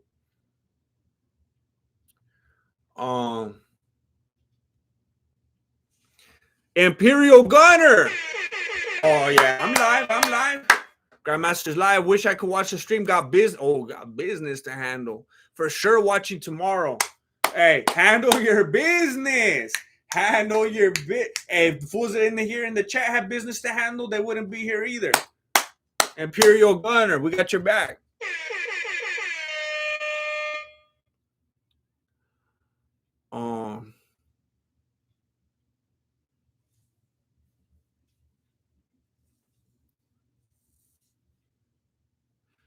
Tips on how to deal with aggro girl and BJJ who wants to go hard on you when you're a white belt. After you roll, ask her for her phone number. Or ask like if she has a boyfriend or something like that. She'll get creeped out and she won't want to roll with you no more. At least that's what happened when I did it. No one's fighting right now. They're barely, hopefully, in like a few minutes, gonna do the walkouts for the main event. If Kobe comes down to 55, will he be champ? Nah, he'll get choked out. Oh yeah, Jean-Claude Van Damme. The kicks and the training were way cooler than Arnold or Stallone.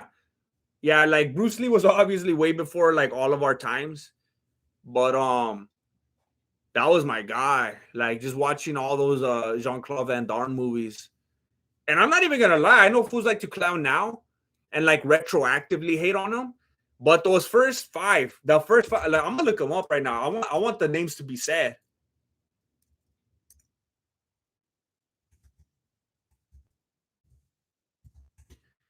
A lot of people like to go back and clown on him now because it's easy. But I mean, you're fooling yourself if you don't know that this fool was hard at the time.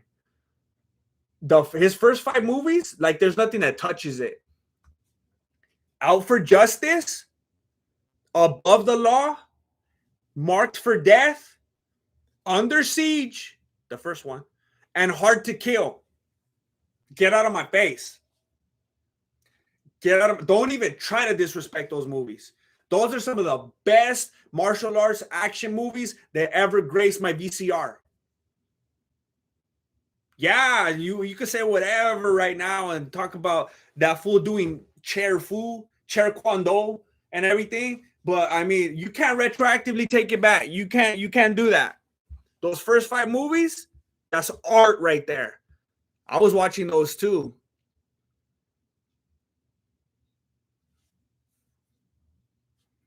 Your Mexican neighbors are all messed up already. Oh.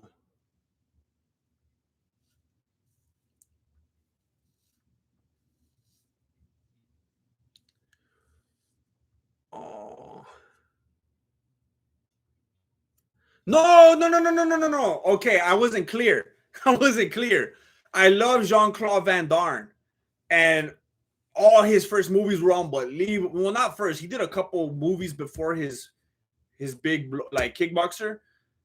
He did like No Retreat, No Surrender. He was like a bad guy. And I think he did something else. And then he did like an adult. Like he did some funny stuff like Stallone before he got his breakthrough.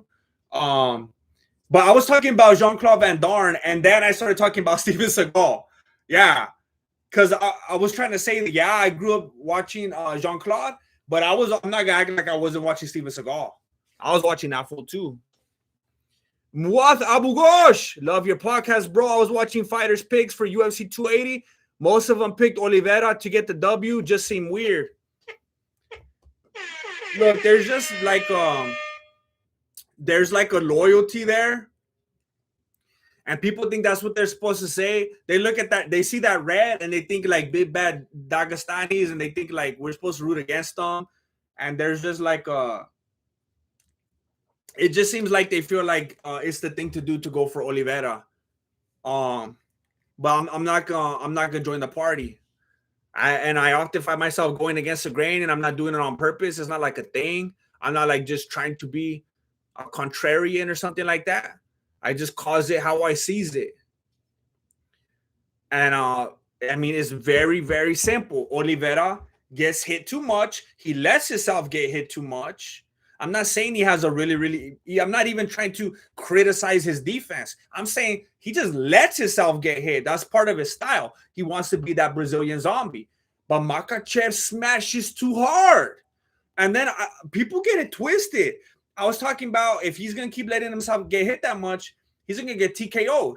And people are like, you think Makhachev is like a world-class boxer? You think he's going to go there and mix it up with the... I'm saying, no. I think he's going to wrap around him and go like this. And Oliveira on the ground even, he lets himself get pummeled because, he's trying to stay active and he's trying to do stuff and wait for an opening. But he's not going to be able to take that pummeling like he was able to take against some other people. Misguided. CR. You can moan and groan very loudly and suggestively. What does that mean? CR? You can moan. Misguided. What is going on? Who's CR?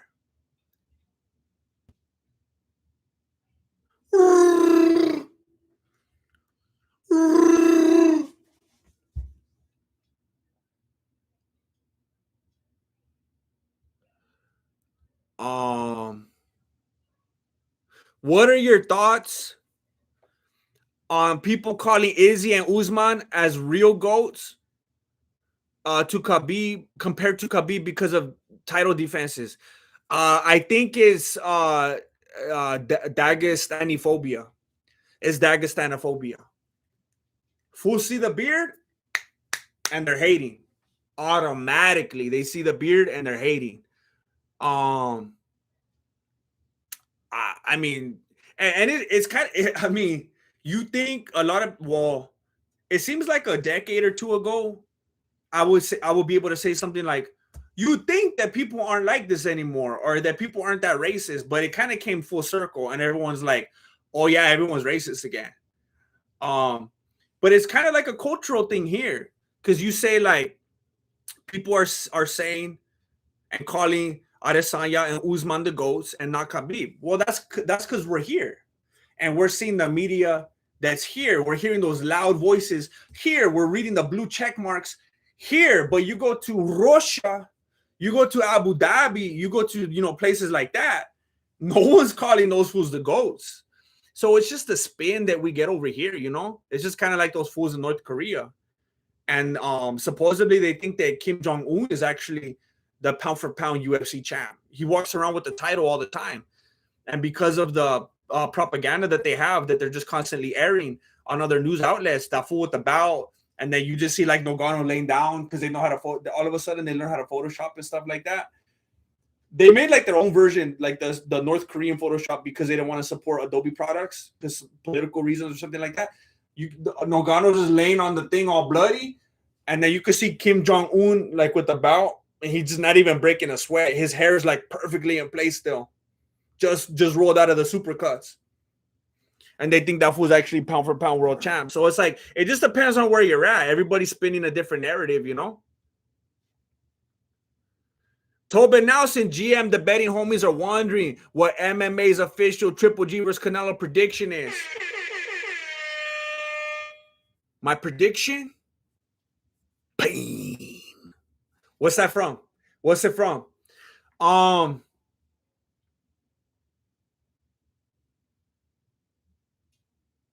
I'm worried that Triple G is gonna get knocked out. I'm worried that he's gonna get knocked out.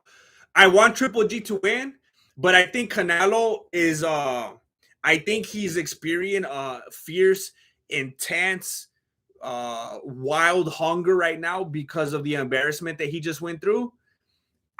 There's something about him. He seems like more stout, thicker. Triple G. I haven't seen him like super recently. He's probably gonna look different after the. I don't know. I don't remember what he looked like at the official weigh-ins or whatever. But he tends to look a lot more lanky and like malnourished and hungry, more so than Canelo. And I just feel like Canelo's gonna come in big and wanting to take that fool's head off. And then Canelo was in the back chilling with Apollo Creed's son right now, and he's just doing his thing. And Triple G's like, don't even come back here. He didn't want the cameras. He don't want. And it kind of reminds me of like Ronda Rousey. It's like, ooh, is that where this fool's at mentally? So I'm a little bit concerned. If I was gonna be a gambling man just to keep things interesting, I would probably bet on Canelo. But I absolutely want Triple G to win, and he won the last two fights, for sure.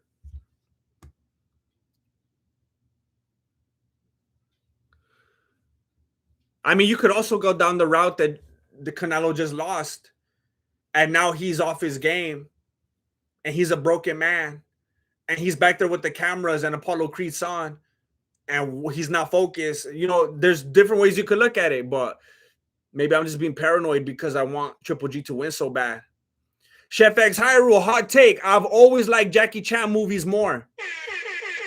Chef X Hyrule, I appreciate the fact that you said hot take. I have never been able to sit through a Jackie Chan movie. I have tried so much to watch Jackie Chan movies, and I feel like I'm just watching like the Winter Olympics.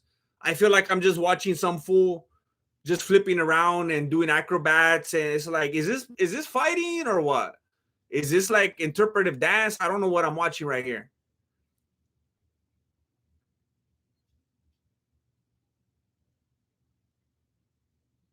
I'm looking at Triple G boxing right now in the back, and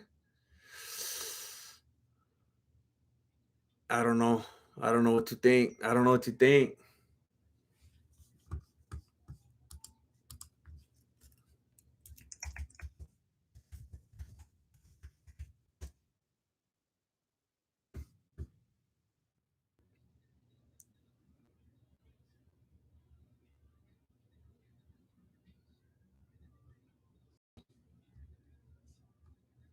Thank you, Alana.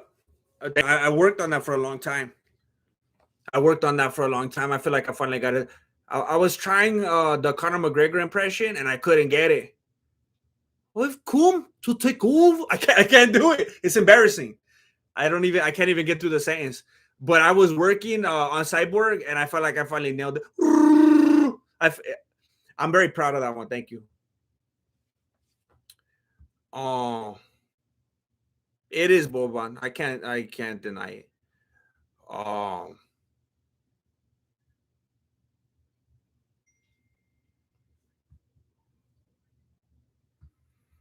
Guru the musical. I don't even know what Yog is. I don't even. What is Yog? Yog? Is that like yogurt? What is Yog? It says, "Did you mean what is yoga?"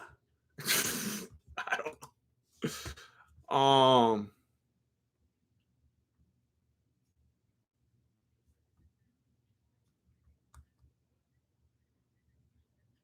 Yeah, Rush Hour is probably the only Jackie Chan movie I've ever. Chris Tucker saved the day. Chris Tucker had to hold that fool's hand and walk him through a movie. Good fella. What are your thoughts on betting money on UFC and boxing? How much dough should I put on Chamoyev to knock Oliveira out? Oliveira out second round. Love you, GM. Um,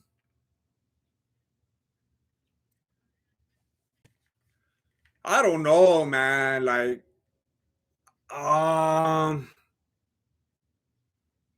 man, I didn't know. I didn't know there was such age discrepancy. For some reason, I thought Canelo was way older. Um,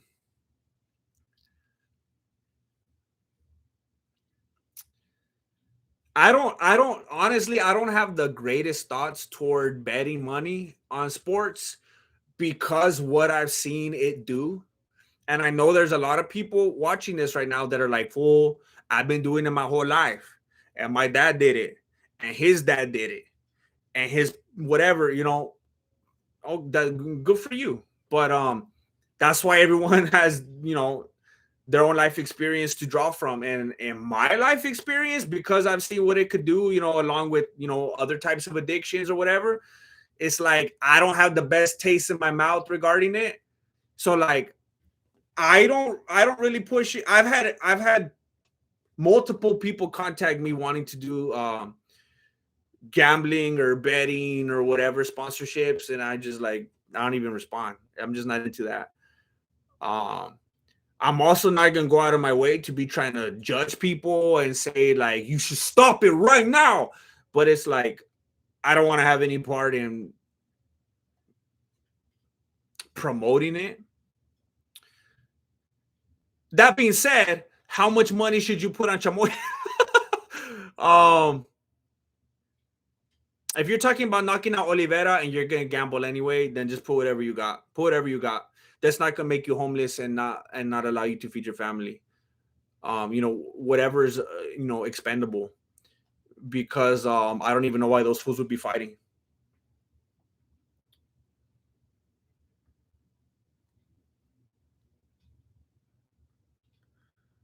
Chef X High School.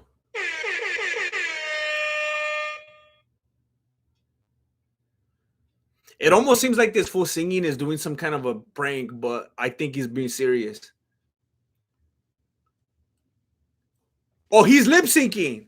Oh, snap. He's lip syncing. Are they taking the camera off of him so it's not that obvious?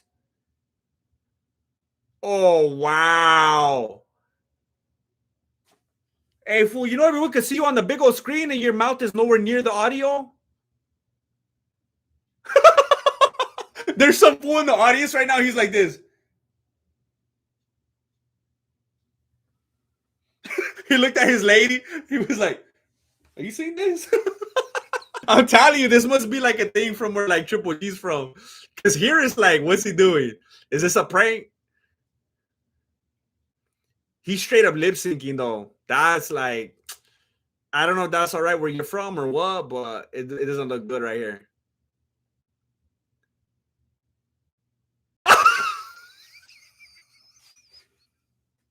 He even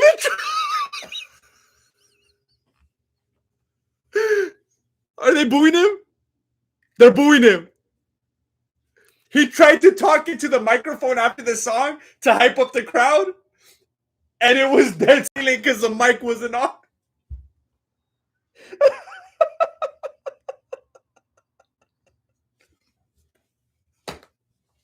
So the whole time he's going,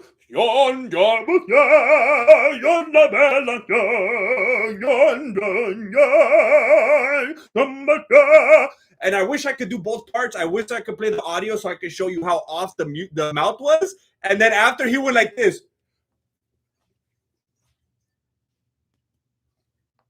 He realized it was off. And then everyone starts booing. Let's see if she's actually singing. Yeah, this girl's actually singing. She's actually using her real voice. That fool's gonna get clowned on.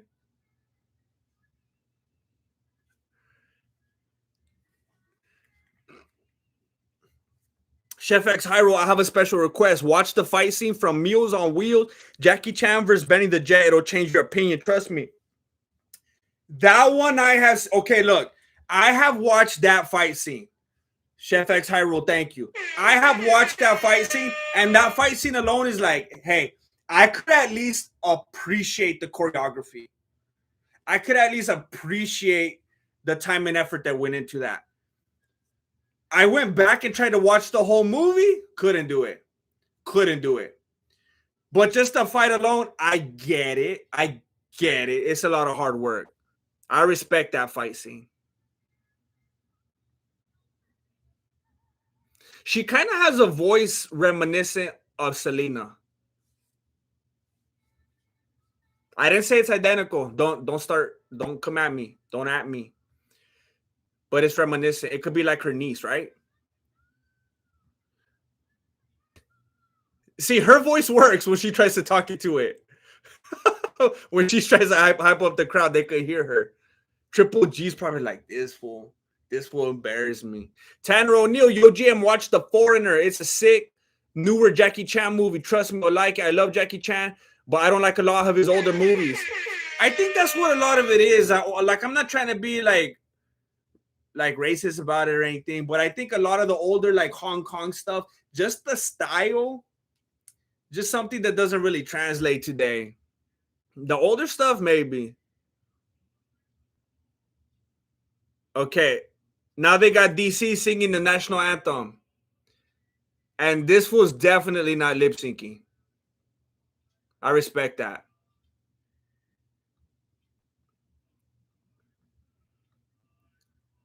No, it's the zone. It's basically Triller though. It's like a eighth step up from Triller. Or down. I don't know.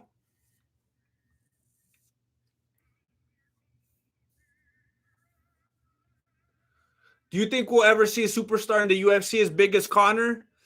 Uh, uh,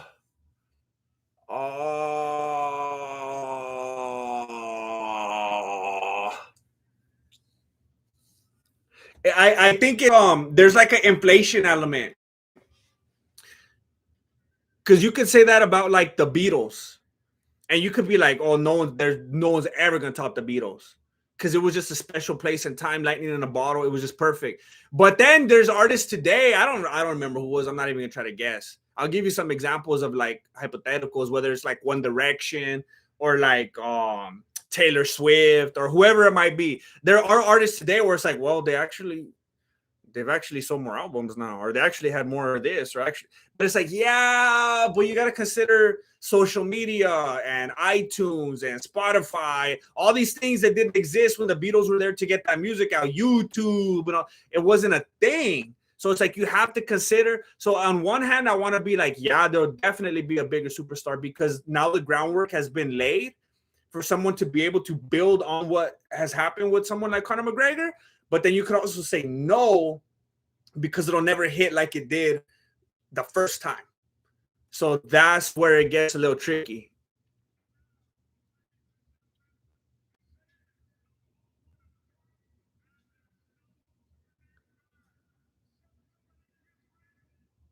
This fool reminds me of that fool from Tim and Eric, right? Is that what I'm thinking of, Tim? Are you guys watching the fight? He reminds me of Eric. You see the fool with the Reds, the announcer? I knew he looked familiar to me.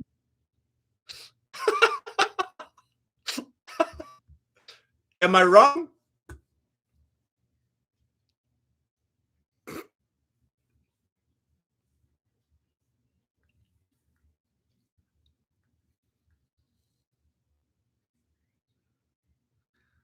Oh.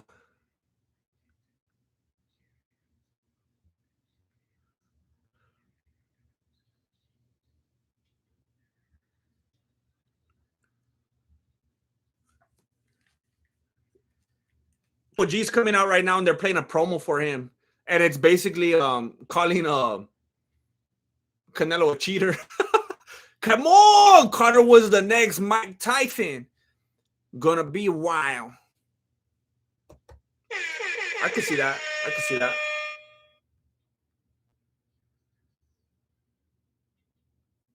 It's like in the next generation coming up.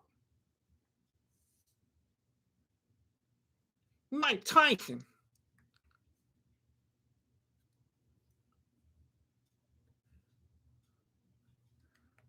Oh snap! He's coming out to the White Stripes now. I didn't even know they played the White Stripes in Kazakhstan. Oh, Tag, better call on Tyrone. Tyrone will show up at the main event soon as Triple G walks out. All of a sudden, Grandmaster claiming not to be a traveler extraordinaire. You been here that long? You been lurking? But we have footage of you on the yachts like Pam and Tommy. Hey. Like McGregor and Dylan Dennis or what? Tyrone will continue to shock. Tyrone will, are you hiring? Are you hiring Tyrone will? Send me the Indeed link. What is your industry? I want to be sending fools $99 too. I want to live like you. Tyrone will blow my mind. Come on.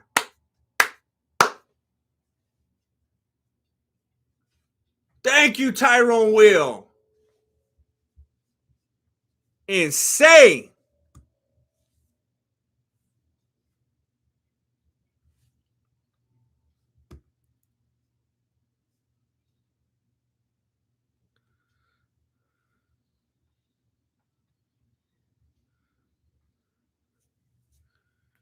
Tyrone will continue to impress.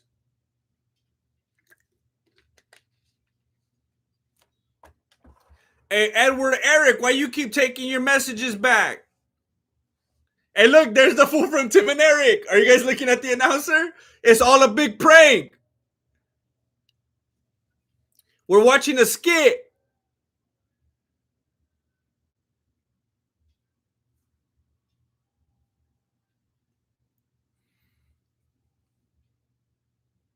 Now Canelo's coming out. Hey, fools, you don't got to take 45 minutes to walk out. We know who you guys are. We see you do a lot of walkouts. You could just like run to the fight like Chamoy already and get down. What's up, Abel?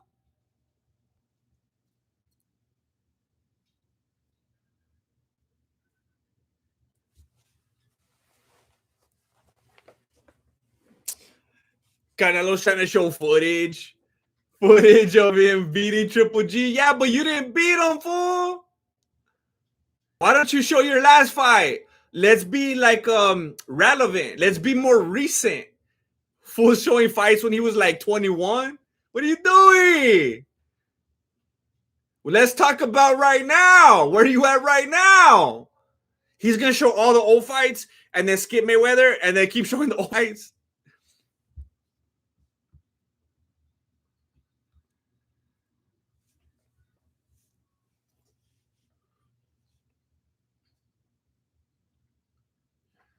All right, now we got the mariachis. Hey, this is like straight up. Every time Canelo fights, it's like a straight up thriller promotion. Every single time that fool fights, he has to come out like Apollo Creed, living in America. That fool's out with the big hat and everything. Every single time. That's why fools are asking in the chat, hey, is this thriller?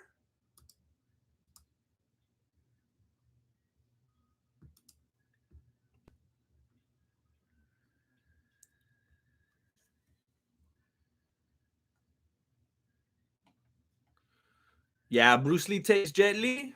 I mean, I like Jet Li movies. I'm not trying to hate, but let's be real. Everyone goes for the concert, stays for the fight.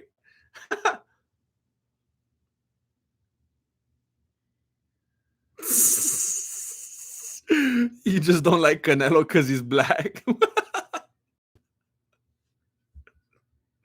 He's the whitest black Mexican I ever seen in my life. He's got the Chuck Norris syndrome. Did you know that fool's Mexican? That his name's actually Carlos Norris? Canelo got the Chuck Norris syndrome. Imagine that's his dad. That would be a fun video right there. That's a fun video to unravel right there. How Canelo is actually Chuck Norris's son. Tell me he doesn't look like he could be his son.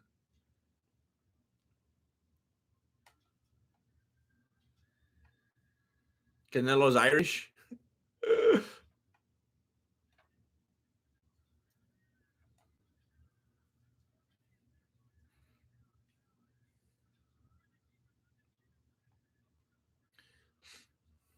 He's Irish Mexican. I remember last time I streamed, someone in the chat was like, someone said something like, how does a black dude have a British accent? I was like, what?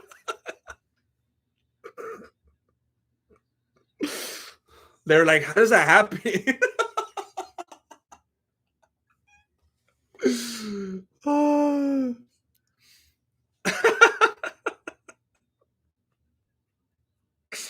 They never left their house before. I'm telling you, the last stream I did, someone said that. They're like, how does that even happen?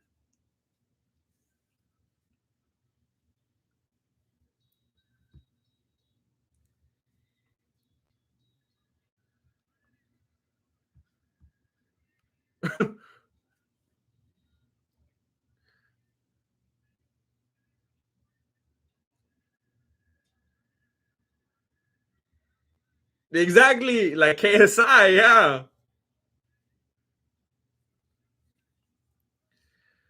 Let's go. Now they're gonna take another hour, like talking about their records and their names and everything. My goodness.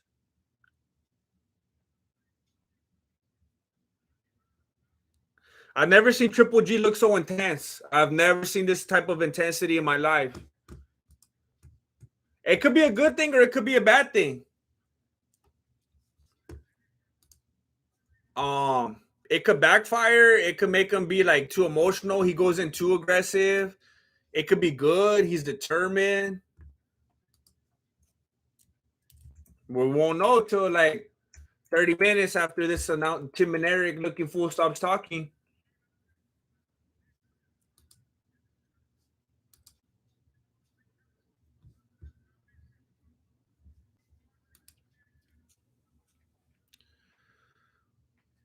They're back there like holding up 30 bouts behind Canelo. I thought that fool lost them all. He only lost, how many did he lose? Man, I'm hungry. I'm hungry. My stomach is growling. I need some of the Howmans.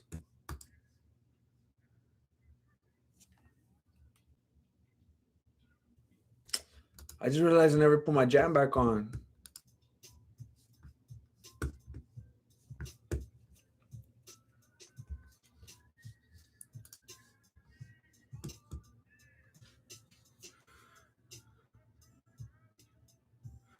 I don't know why Michael B. Jordan is up there. He's not even serving a purpose. He's like not doing anything. It's just like Drake trying to stand on the stage at the McGregor fight. I don't understand. Is he making like Apollo? Is he making like Creed 5 or what?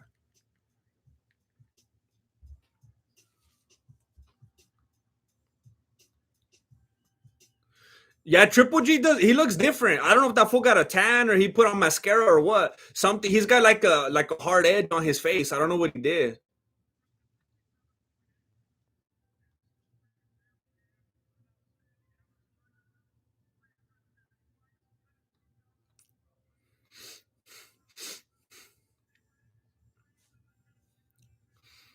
So annoying. It's so annoying. It's so annoying. His perfect record is tarnished with that one and that one because of that fool, because of that dumb fool across the ring that robbed him. Just to know the injustice. That's so frustrating.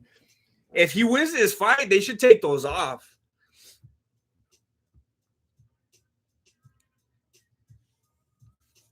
Michael Beto Jordan. Triple G has that Ukraine suppressing Russian power. I'm telling you. He's coming with that Borat strength. What a mess. I want to fight. Triple G's Nigerian. What are you guys talking about? That fool identifies as a Nigerian? You better not call him wrong. You better not call him wrong. You can get arrested. The Nigerian Nightmare Triple G.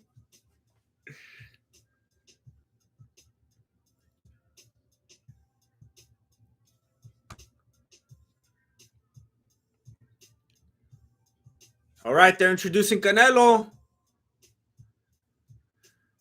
I would appreciate it very much if you would like the video. It helps my channel. And then when I release breakdowns and shorts and stuff like that, and make sure that YouTube notifies you. All the time when you click on all these things and push all the buttons on your phone, YouTube goes, ooh, ooh. It's like the modern Pillsbury Doughboy. When you push all the stuff, you like it, you comment, you share it. Ooh. So it helps me out a lot. I appreciate it.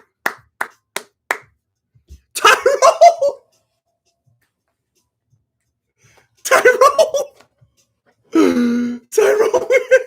What?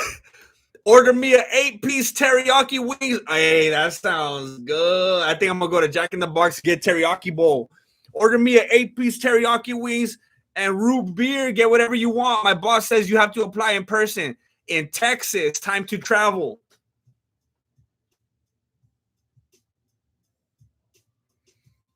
You're narrowing it down, Tyrone. I'm gonna tell you that sounds familiar to me. Tyrone Will. Hey, I just came back from Texas this summer. I'm going to try to make it not too long before I go back. I was feeling like I was home over there. I got to go visit Waco again soon.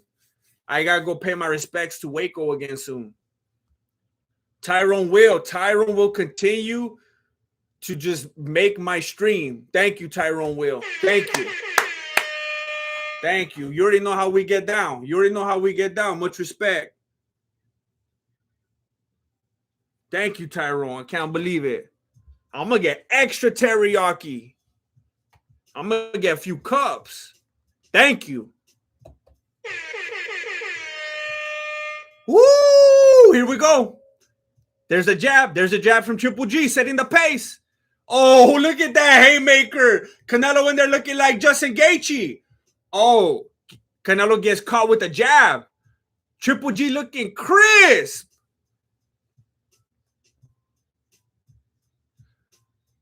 Triple G landing those jabs at will. Canelo lands one. He lands one, but it's a boxing match. It's going to happen. Canelo socks him on the butt. What you think this is? You playing basketball? He just got him on the gluteus. Triple G just throwing that jab right down the middle. Canelo trying to land the jab, but Triple G's not there.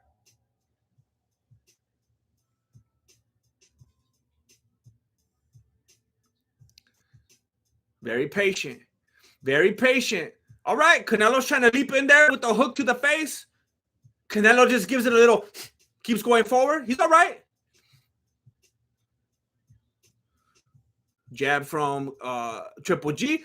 Canelo leaping in there with the hooks. Nothing but air. He lands the second one. He lands the second one. Jab from Triple G.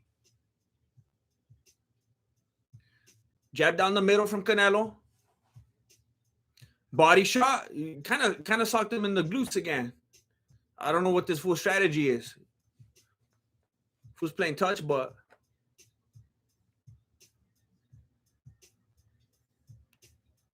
jab from Canelo down the middle. Canelo keeps trying to leap forward with that left hook. Really telegraphing, giving Triple G plenty of time to back up, moving his whole body. He's trying to get in there. He's trying to do that little hop hook like Mike Tyson, where he throws his whole body into it. But you can see it coming a mile away because he's not setting it up. He's like starting and ending with that.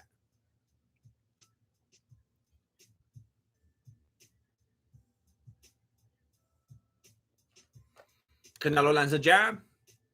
He's moving around a lot now. He's trying to be more patient now. He's switching up his strategy. He's moving, and then finally lands a jab. Lots of hooks missed from Canelo. He's just throwing anywhere he can. Another miss. Fool's throwing that air.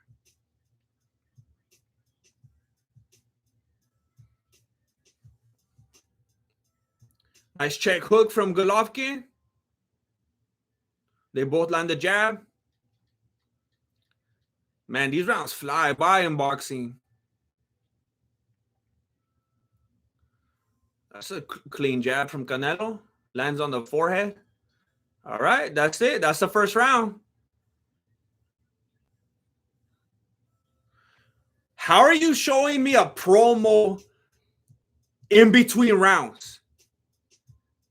Fool, I paid you $85 already. You're showing me a promo so that I could buy the fight that I already bought. We're already into the first. We're going to the second round, and you're trying to hype the fight up. You want me to buy it again so I can watch it on 2 devices? I can't believe that. At least show me flow or something. I don't need to watch these fools.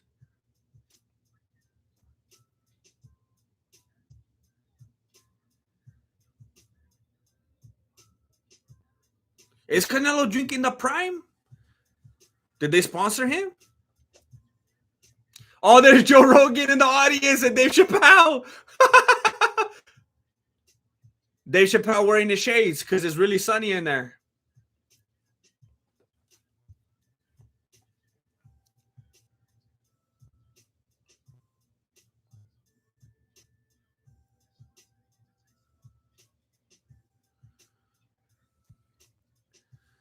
That was a big hook. Canelo leapt forward and threw that left hook again, and that one landed. That was a big shot. Little jab down the middle from Triple G.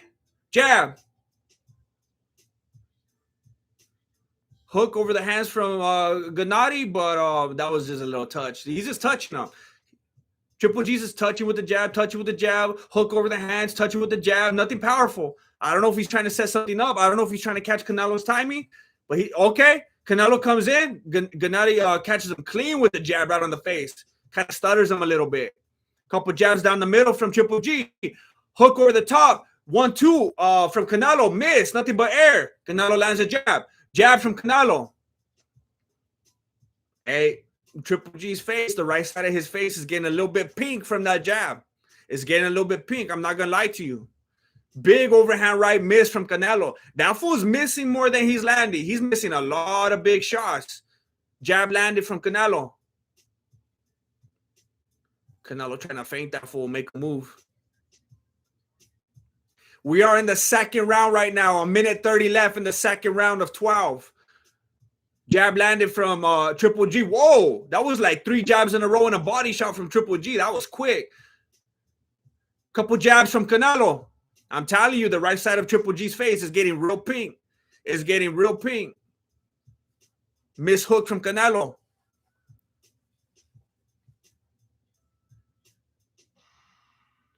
Jab down the middle from Triple G. Another one down the middle. Tries to follow up, but Canelo backs up, tries to reset. Hook. Hook to the face from Gennady. Canelo fakes a left hand, lands a hard right body shot. Lands a right hook to the head on Triple G. But Triple G standing his ground. Comes forward with the jab. Canelo lands a pretty solid jab. Triple G resets a little bit, backs up, lands a nice left check hook, makes Canelo shake his face off a little bit. 24 seconds left in the second round.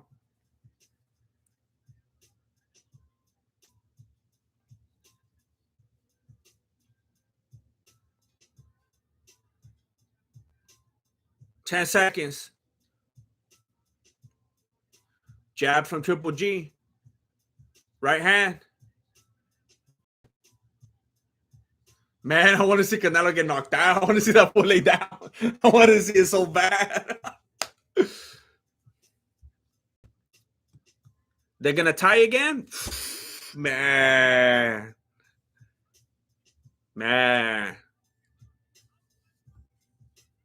My score, I'm kind of in a different mindset right now. It's weird. It's like when I'm so focused on calling it, even though I'm calling everything, I'm too focused on that to really look back at the big picture. It looks like Triple G's touching him more. It looks like he's touching him down the middle with more jabs. And Canelo's missing a ton of haymakers. He's landed some significant body shots. He's landed a hook or two to the head. But Triple G is landing so many more jabs. That's what it looks like to me. Jonathan Sanchez, I'm going to parachute into the ring in the 6th round. Now, that's a thriller fight right there. Then pull a Willy Wonka style 1 step forward and roll forward into the Familia like and subscribe. Mexican MMA. Hey, I've tried to do that so many times. That crazy roll that he does. One time I landed on my head hard. I was trying to make the kids laugh. And I did the roll like that. Boo!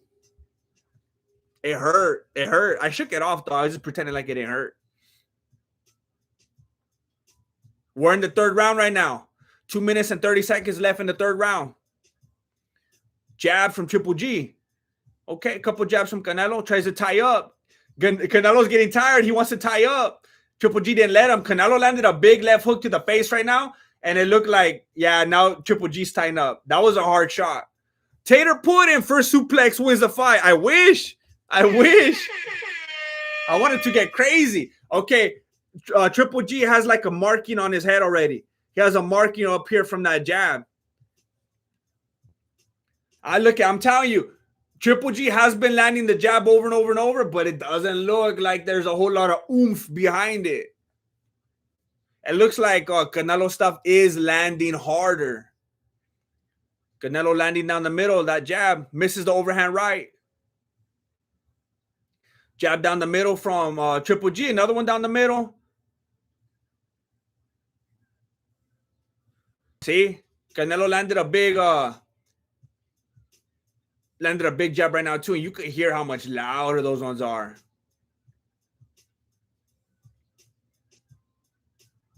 I can't tell if what I'm seeing in the body language and the face of Triple G is composure and like I'm ready and I'm not gonna unleash too early, or like I'm scared, I'm tired, and I don't know how to hang on. I can't read his face right now. He has like a real wide-eyed, like I can't tell if that's him being smart and having a strategy and just waiting and drawing out the fight, or if he's wide-eyed and terrified. 47 seconds left in the third round. Tater Pudding. I didn't even know this fight was happening. I didn't even know until earlier today. I was going to stream the UFC fights. And then I saw it somewhere, and I was like, oh, I better watch that. Couple left hands from Canelo. He's got Triple G backing up. He's got him backing up. Canelo is putting on the pressure.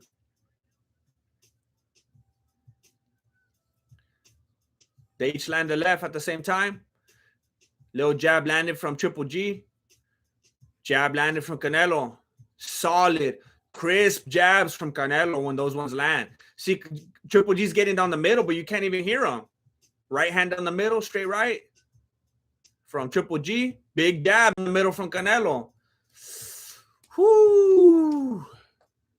I could only assume. It almost looked like Canelo was holding his side right now. Like, you know, like when you run and you don't have good stamina, and you start holding like your side right here. I don't know if I'm just reading into something or if he was doing that. I'm hoping Golovkin is just trying to take him into the later rounds. Hopefully he's just trying to Nate Diaz him. Shoot the leg. Thank you, Jonathan Sanchez. I'm trying. There's just a whole lot of jabbing and misses. So it's like, feels like kind of the same stuff going on over and over, but I'm going to try to let you know what's happening. Hey, thank you, Eli. I appreciate you. Hey, Fabiola, I did that before, and I couldn't stream for like a month, and I got a strike. I can't do it. Hey, Cochino. So I was like, hey, just show a little, bro. Just show a little. I got a strike for that too last time. Triple G, more like triple L. Dang it, like that. We're in round 4. Hey, these fights fly by.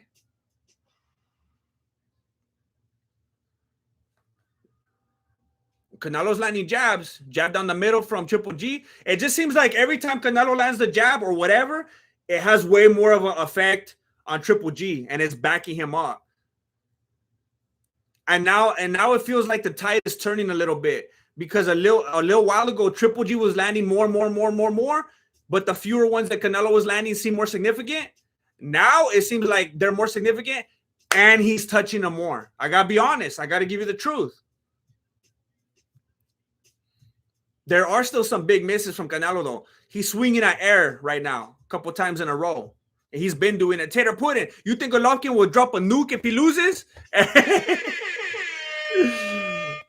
I think he's going to unleash on that fool that was lip syncing earlier. He's going to want to hurt somebody. And if anyone is deserving of it, it's that fool. No one's going to blame him. Yeah, the ref had to tell Canelo, punches in front. That's the third time that Canelo socked that fool in the gluteus. I don't know what he's thinking.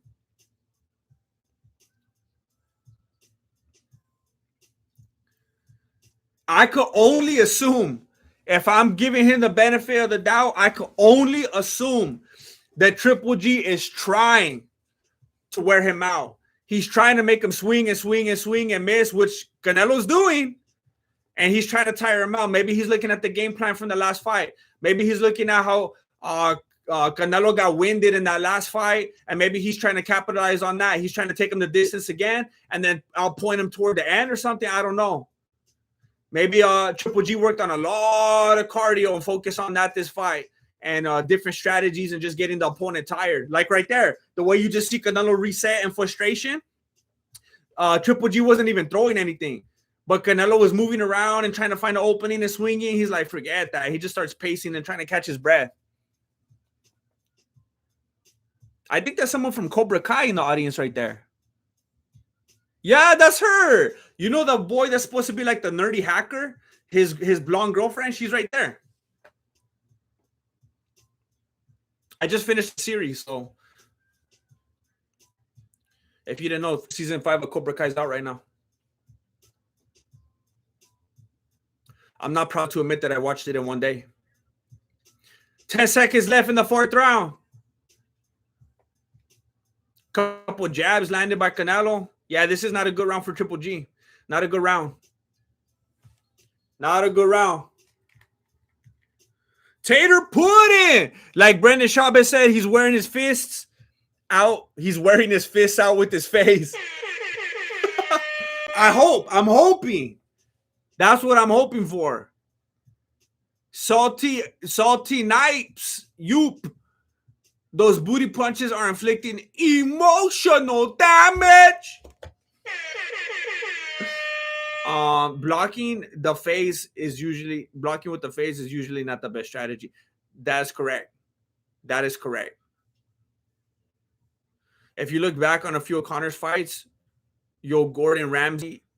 Oh, Gordon Ramsay's in the audience. I can see that. Jonathan. And that you're not proud that you listened to the entire Wiz Khalifa album in one day? I wouldn't be. That's one that I wouldn't be proud of either. We are round 5 right now. Now, unless Triple G is pulling out the Leon Edwards and he's playing possum, I'm concerned. Tyrone Will! I have hold on Tyrone. And Tyrone will come through. What's the ETA on those wings? We're only an hour north of Waco.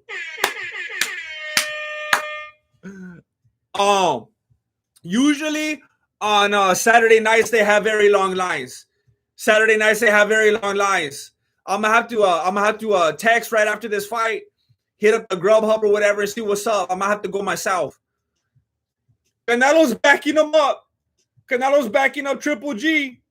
With a minute 58 left in the 5th round, Triple G. I hope he's playing possum. Tyrone Will, I promise I have good intentions. My stomach is growling. My stomach is a balloon, ironically. Because it's empty, it's ironic. But I will update you. Thank you so much, Tyrone Will. I will be tipping the Grubhub dude. Thank you so much. I'll leave a note. It's from Tyrone Will. A minute 25 left in the 5th round.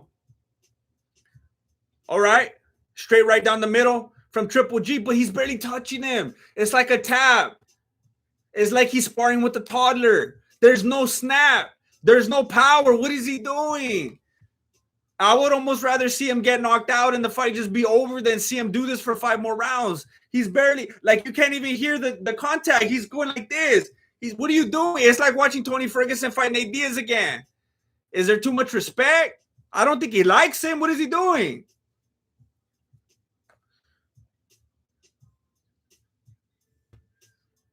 Is 40 the new 65? Is 40 the new Tony Ferguson? Big left hook from Canelo right now. He's backing up Triple G, and it looked like he lost his footing, but it was only because Canelo socked him in the hip. He keeps socking him in that area, in the glutes area. Big overhand right from Canelo. He finally lands it. Wow.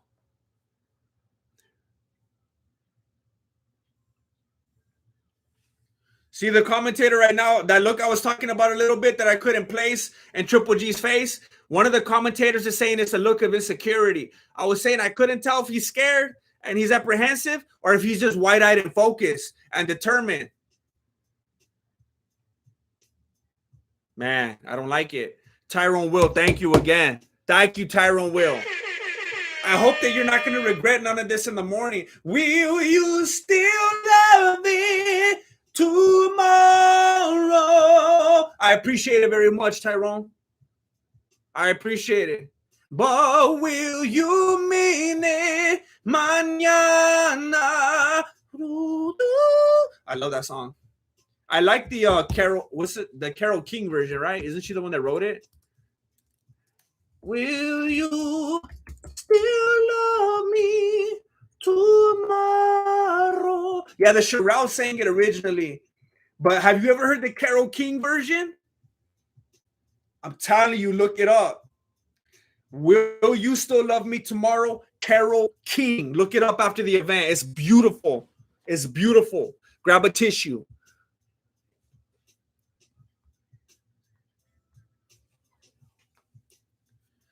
We are on the 6th round. We're in the Hoser the guy.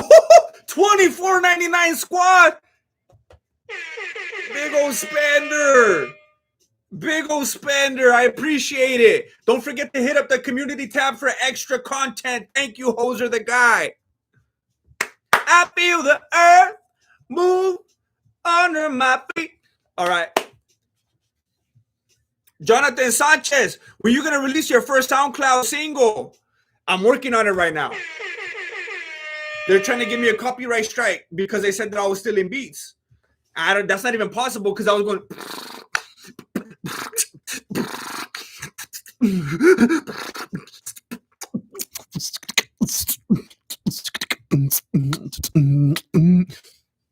They didn't like it. They said it sounded too much like something that Post Malone did. I don't understand it. Round 6, a minute 45 left in the 6th round. Hey, young Ed, give me a moment to breathe. It's a whole bunch of jabs and haymakers into the air from Canelo. But then there's a gigantic left hook to the body from Canelo. Okay, there's that. There's that.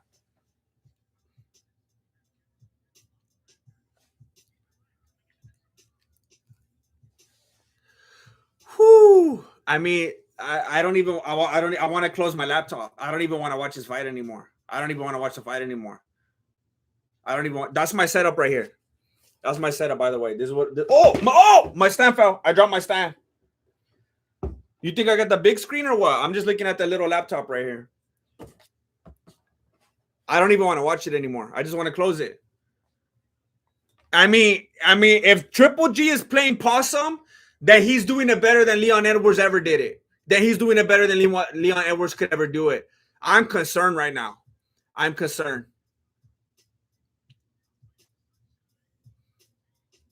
39 seconds left in the 6th round. And I mean, there's Triple G trying to break through the guard. And he straight up socks Canelo's gloves. And then Canelo lands a big left hook to the body. And then Triple G backs up. And Triple G just touches him down the middle. I mean, I don't even know if I could call it a jab. He's just touching him. He's not actually, he's going like this. It's like he's giving him a little stamp so he could get back into the building. And he has to go out to his car to get his phone. And then he's just stamping his hand like that. Oh my gosh. Triple G was kind of doing a little like, what are you doing? I don't understand it. What did he think he was getting into?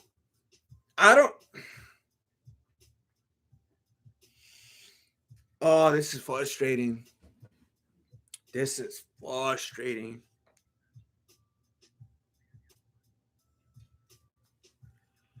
Oh my gosh. This is like when I watch El Mero Mero fight and he doesn't want to wrestle.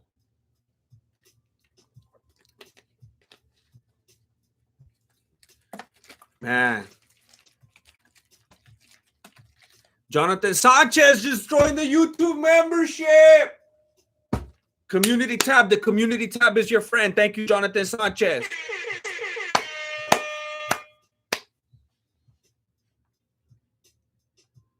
Canelo's neck is like your quad. Whoa, fool! That fool's putting that Mexican tacos straight into his veins, injecting the Mexican tacos.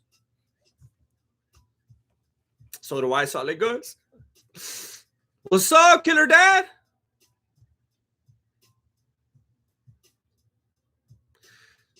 This is round 7. Triple G just straight up threw 2 uppercuts. Have you ever seen that in your life? He goes like this. Did you think Canelo was going to be like that? Oh, man. Big left hook to the face from Canelo. Big left hook to the face. To the face. To the face.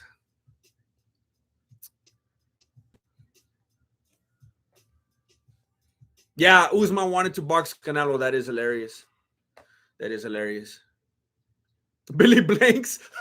That's a Billy Blanks move.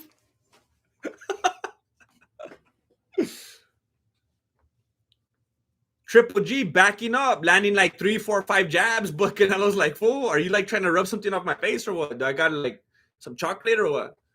He's just, I don't.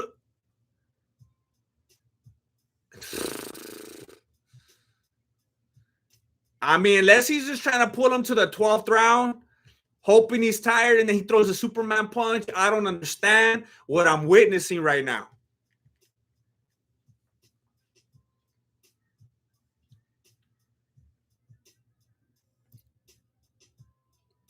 He literally did the double uppercut thing again. He just did the Billy Blanks. Triple G, when he gets frustrated, is fighting like Tony Ferguson. How he just does nothing but throw spinning stuff. It's like you start to get incoherent.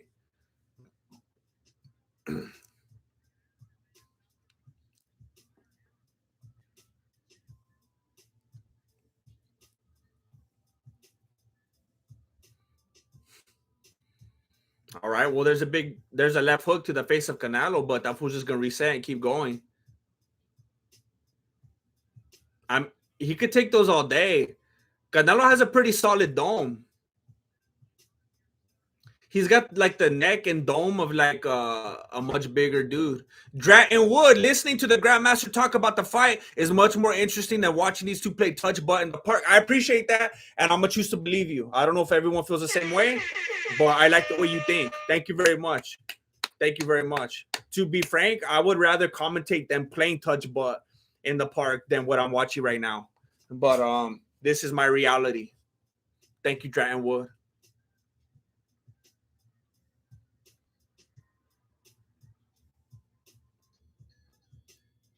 That's a good way to put it. He looks so lethargic. That's a good way to put it. Man, this is frustrating. The best thing about this fight so far is that they're playing La Chona right now. That's the best thing about this fight. That's the only thing so far that hasn't been depressing.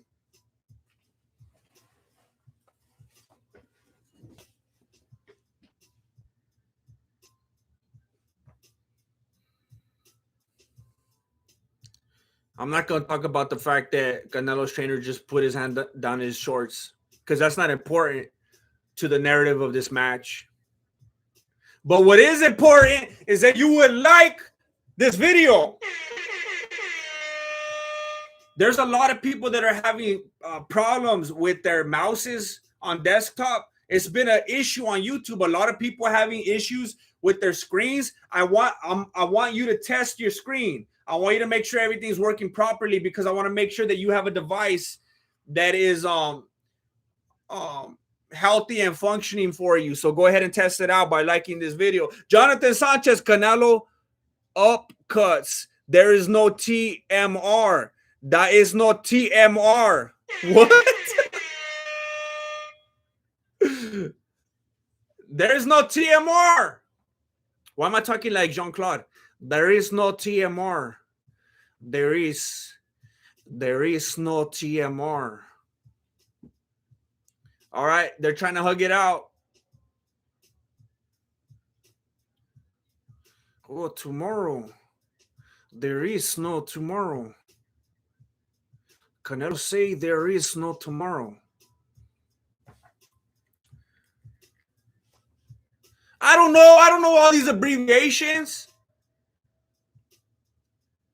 I'm not on TikTok. I have a TikTok, but they're like trying to ban me. If I was like naked and dancing, they wouldn't even trip. But all of a sudden, what's up, E-Rod Benny? We are in round 8 with 1:37 left in the round. We are all assuming at this point that Triple G is playing possum. And he's going to wait till the very last second to Superman punch Canelo. And we're all going to be real happy.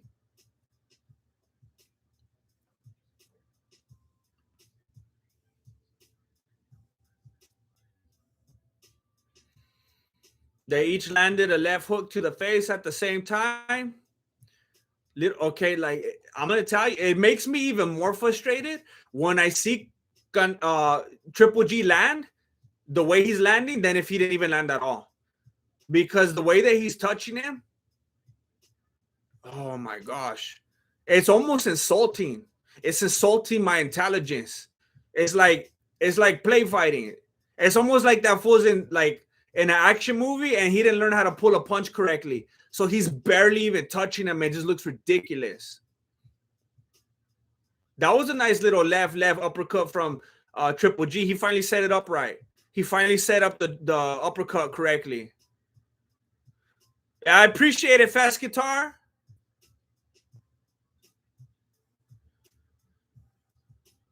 So I don't know if Canelo was playing possum right now, but he was looking tired and winded and laying against the ropes, and Triple G was touching him up and laying a little combo, and everyone was going, oh! So I don't know. Maybe it's working. I'm telling you. Maybe he's going to bust out that Superman punch in the 13th round. I'm telling you.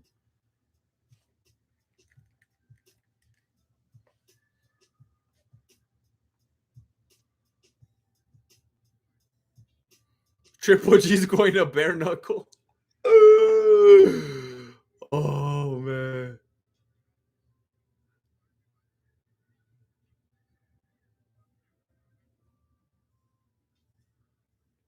This guy will murder Usman. Thank you, Sam Bosmans. Thank you. You're a gentleman and a scholar and a true Mexican martial artist. Calvin, you got to keep up, homie. There's stipulations to this match. You got to read the fine print.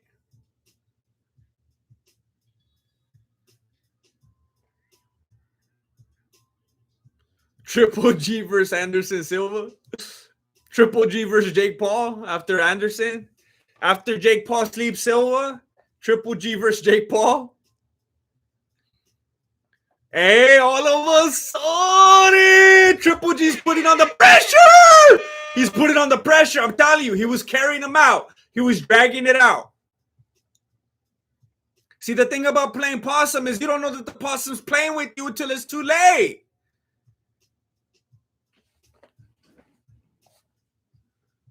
Canelo's looking tired.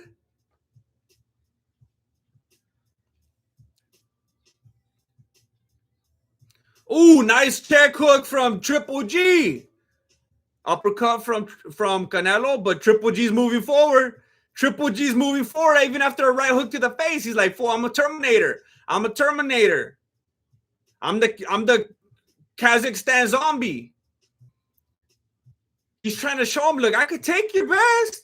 That's why I've been taking it for the last 9 rounds. I'm showing you I could take these, and I'm gonna keep walking forward. I'm gonna show you I'm a Terminator. And then Canelo hit. Wait. Oh, supposedly Canelo got hit on the back of the head.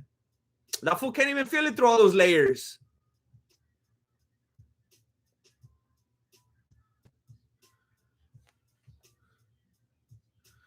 We are in round 9 with 1:22 left in that round. Jab down the middle. Canelo misses the 1-2. Woo! Canelo is looking a little wobbly. Triple G's coming forward. Okay. Canelo misses the left, lands it right down the middle.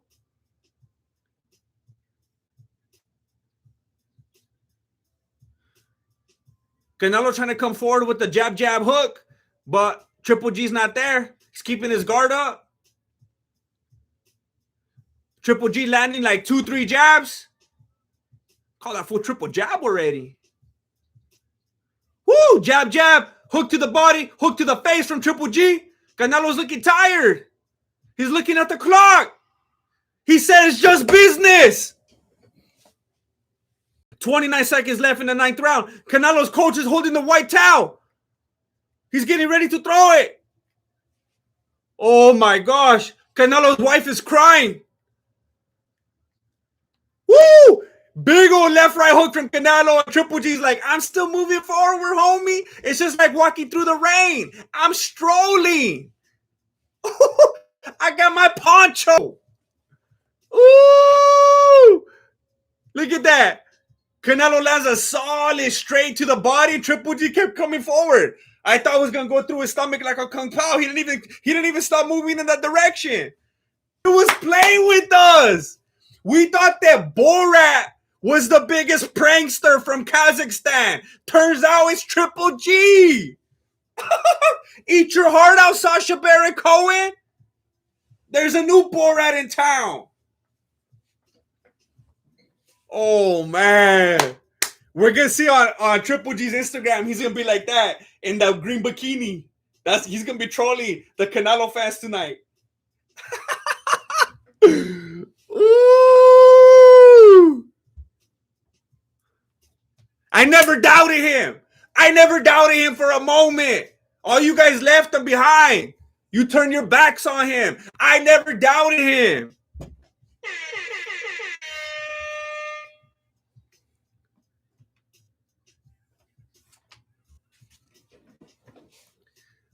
Round 10. Oh, Triple G's keeping the pressure on. He turned it up to 11 like if it was Spinal Tap. Oh, man. No. Don't call it Mexican style versus Kazakh style. Triple G brings the Mexican style. Canelo doesn't fight like the Mexican. He fights like Adesanya. He's a counter striker. Woo! Big left hand, big left hook from Triple G. Canelo's getting nervous. He's trying to throw more, but it's not affecting the Kazakhstan zombie.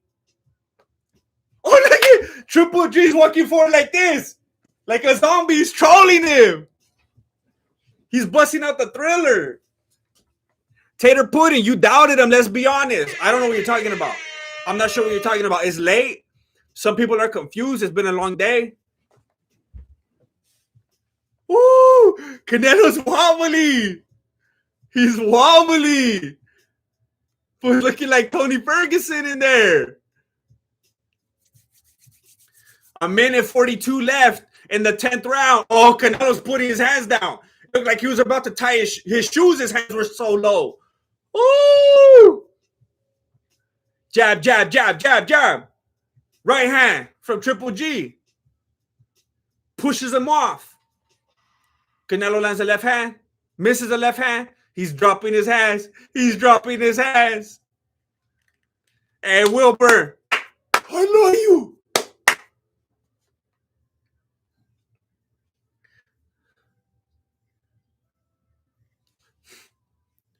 Hey, what's up with these commentators? They're still hyping up Canelo. A minute left in the 10th round. Fool's wobbling. Right hand from Triple G. Okay, they're tying up. They're tying up. Oh, he's talking trash to him.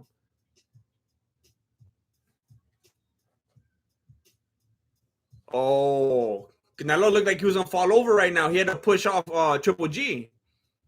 Left hand down the middle. Oh, that looked like it could have been a big uppercut from Canelo. Kind of chipped him a little bit. Kind of chipped him on the jaw a little bit.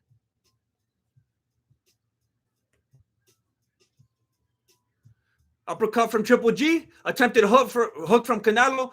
Triple G moved out of the way. Jab down the middle. Jab, jab. From Triple G. Canelo tries to come forward with the combo. Triple G's backing up. He's not staying there for it. Jab, jab, body from Canelo. Right hand down the middle from Triple G. Canelo's trying to jab, but Triple G's not there. He gave him the busy signal. What happened? What happened? Was it a low blow? Why are they giving each other dirty looks? What happened? The ref was going to call timeout. He's like, whatever, the bell rang. I don't know what happened. Thank you, Eric. I'm trying my best. Thank you. It's challenging for me to call boxing. It's harder to call boxing than MMA, in my opinion. Jonathan Sanchez, who's going to oil check who first? Called the winner.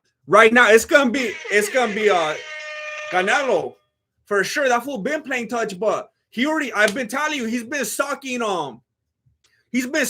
Triple G in the gluteus all night. The ref has to keep telling him, hey, front punches only, front punches only. Who's bleeding? Is it Canelo that's bleeding? I heard someone say he's bleeding right now, and now they're like putting something on Canelo's eye. Who's bleeding? I don't see blood though.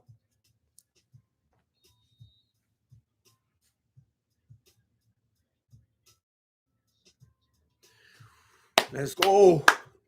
Don't forget to like the video.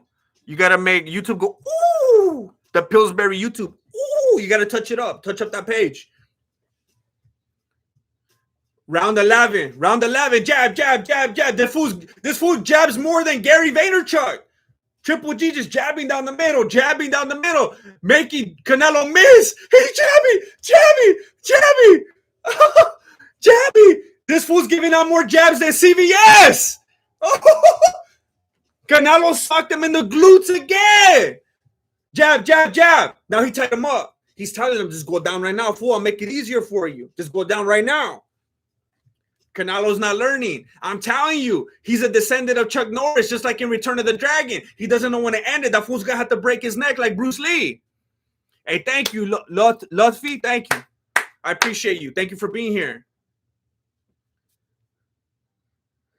Woo! He's jabbing him up. Oh, look at that. Look at Canelo's face. He's getting those side effects. Oh, he needs to get off that social media. He didn't know what he was messing with. Oh, look at that. Round 11, a minute 47 left. Tater Pudding, but where does Kevin Lee fit into this? That fool's over there sitting next to Joe Rogan taking notes. You didn't know you were going to learn how to fight from a Kazakhstanian. Canelo coming forward. Shadow boxing. Jab. That's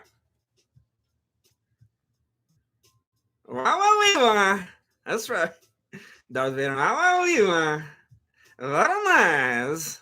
I like. Come on. Oh, left hand from Triple G. Canelo tried to come forward with the check hook. Triple G backed up.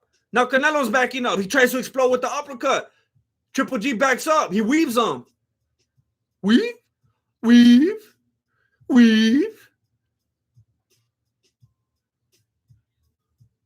I know you think Canelo's face is all red because he's being socked up, but it's because he's embarrassed. He underestimated Triple G. They're getting in close. They're dirty boxing. They're hugging. They're trying to read each other's tattoos. Oh, wait, Triple G doesn't have tattoos. Not that we could see.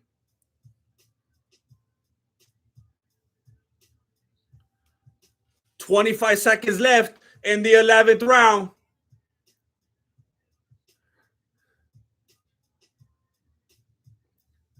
He's making Canelo miss.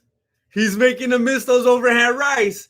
He's got Canelo throwing like Gaethje. Okay, Canelo lands a left, right to the body.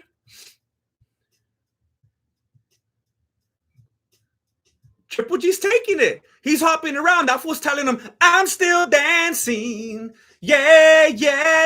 He feels good in there. He's like the Kazakhstanian Sugar Ray Robinson. Yes, everybody, come on. On behalf of Juicebox, let him have a good evening. Like the video. Please honor his request and like the video. That would be very nice of you, very considerate. And don't forget to subscribe because I'm gonna be coming out with more streams and more videos for you to watch and like. Hey, look at there's Arnold Schwarzenegger. Look at the screen. Do you see Arnold? I always trip out when I see that fool. That's the Terminator right there in the red jacket. Do you see him? I remember the first time I saw him, I couldn't believe it. I thought he was like a guest referee. Oh, you didn't see him? Round 12. Round 12. Hey, thank you, Terry. Thank you, Terry. Here we go. They're meeting in the center, toe to toe.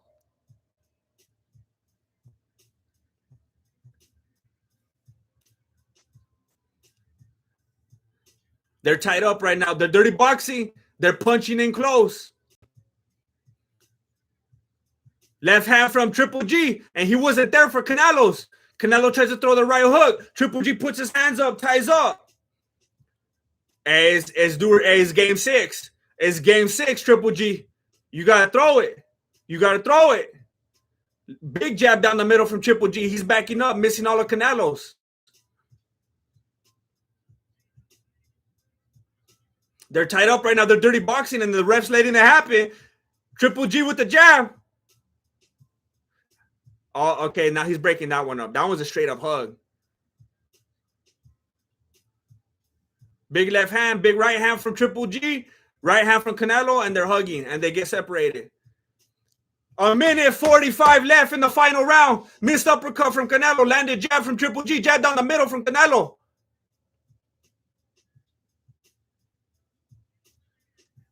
Well, he's had a good few last rounds, but if Triple G doesn't put him away, we already know who they're going to give it to.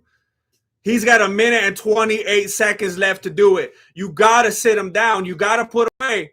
You got to put him away. I have a feeling if he was able to, he would have done it already. I told you guys he wasn't going to do it. I told you. You guys were saying that he was playing possum and stuff and trying to get your hopes up. I told you guys.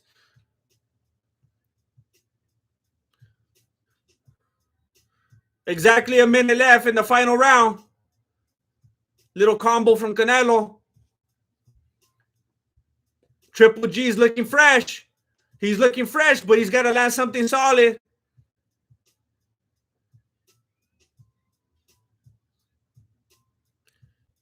Left, right from Triple G. They hug it out. 35 seconds. And they're hugging. They're hugging. They're like, this might be the last time. This might be the last time. I had to meet you here today. This might be the last time they fight. 20 seconds left. Oh, man.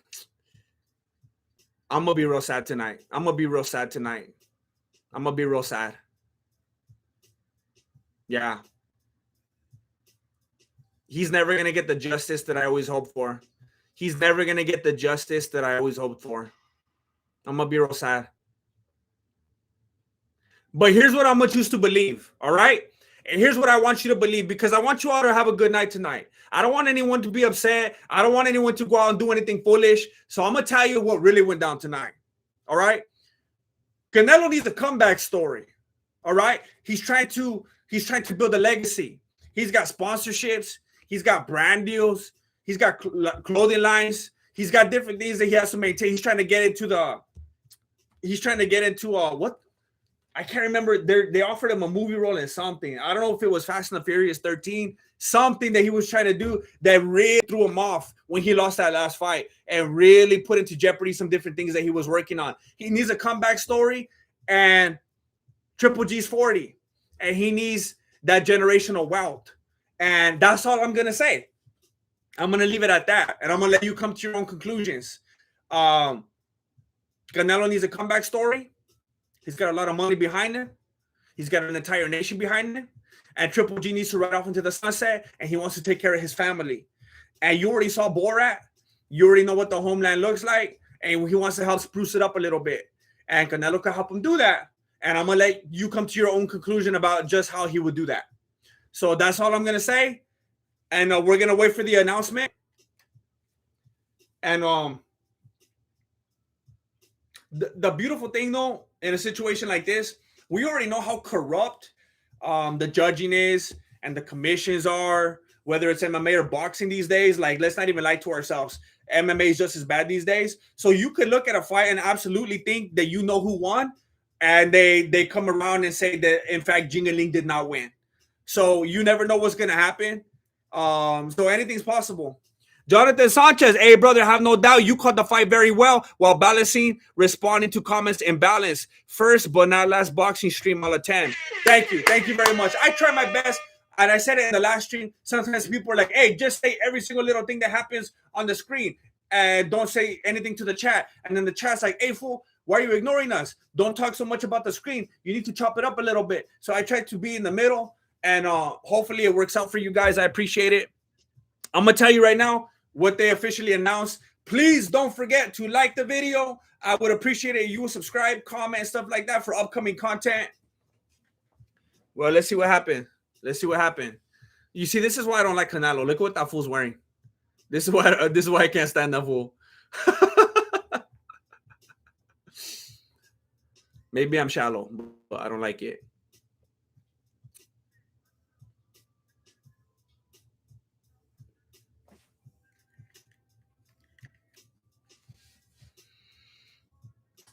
Anonymous decision. They gave it to Canelo. They gave it to Canelo. And he's trying to look all humble now because he just came off a loss. Normally, Canelo will be like, woo!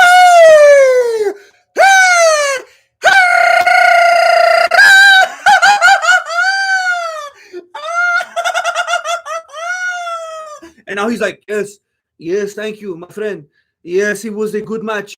Yes, I don't know where I get this accent. I am from Mexico. I do not know why I sound like this.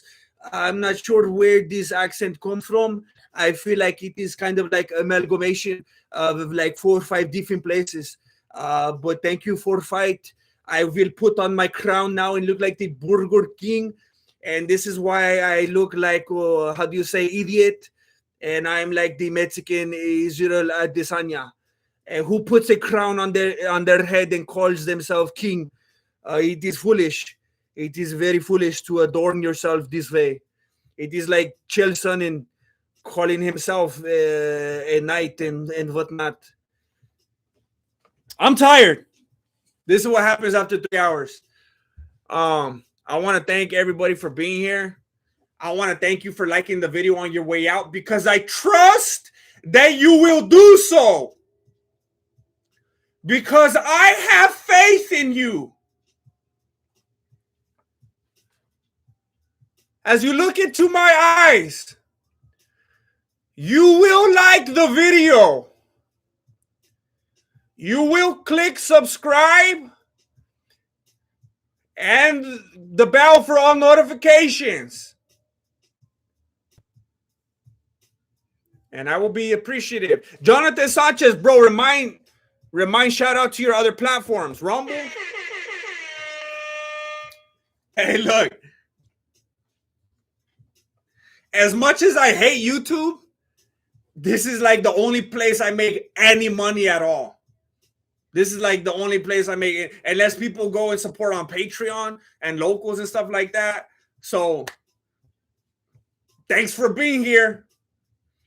Don't forget to like, comment, and subscribe. Have a good night out there. I can't stand to look at that fool with that crown on his head. What a dumb. I want to see someone smack. Oh my gosh. He looks like an idiot. He said supposedly that he's wearing it in honor of Queen Elizabeth, that they actually flew her crown in, and that's actually disrespectful. I don't know if anyone's gonna appreciate that. I think that's what they call tone deaf. Thank you for watching Mexican martial arts. Appreciate it. Good looking out. Late.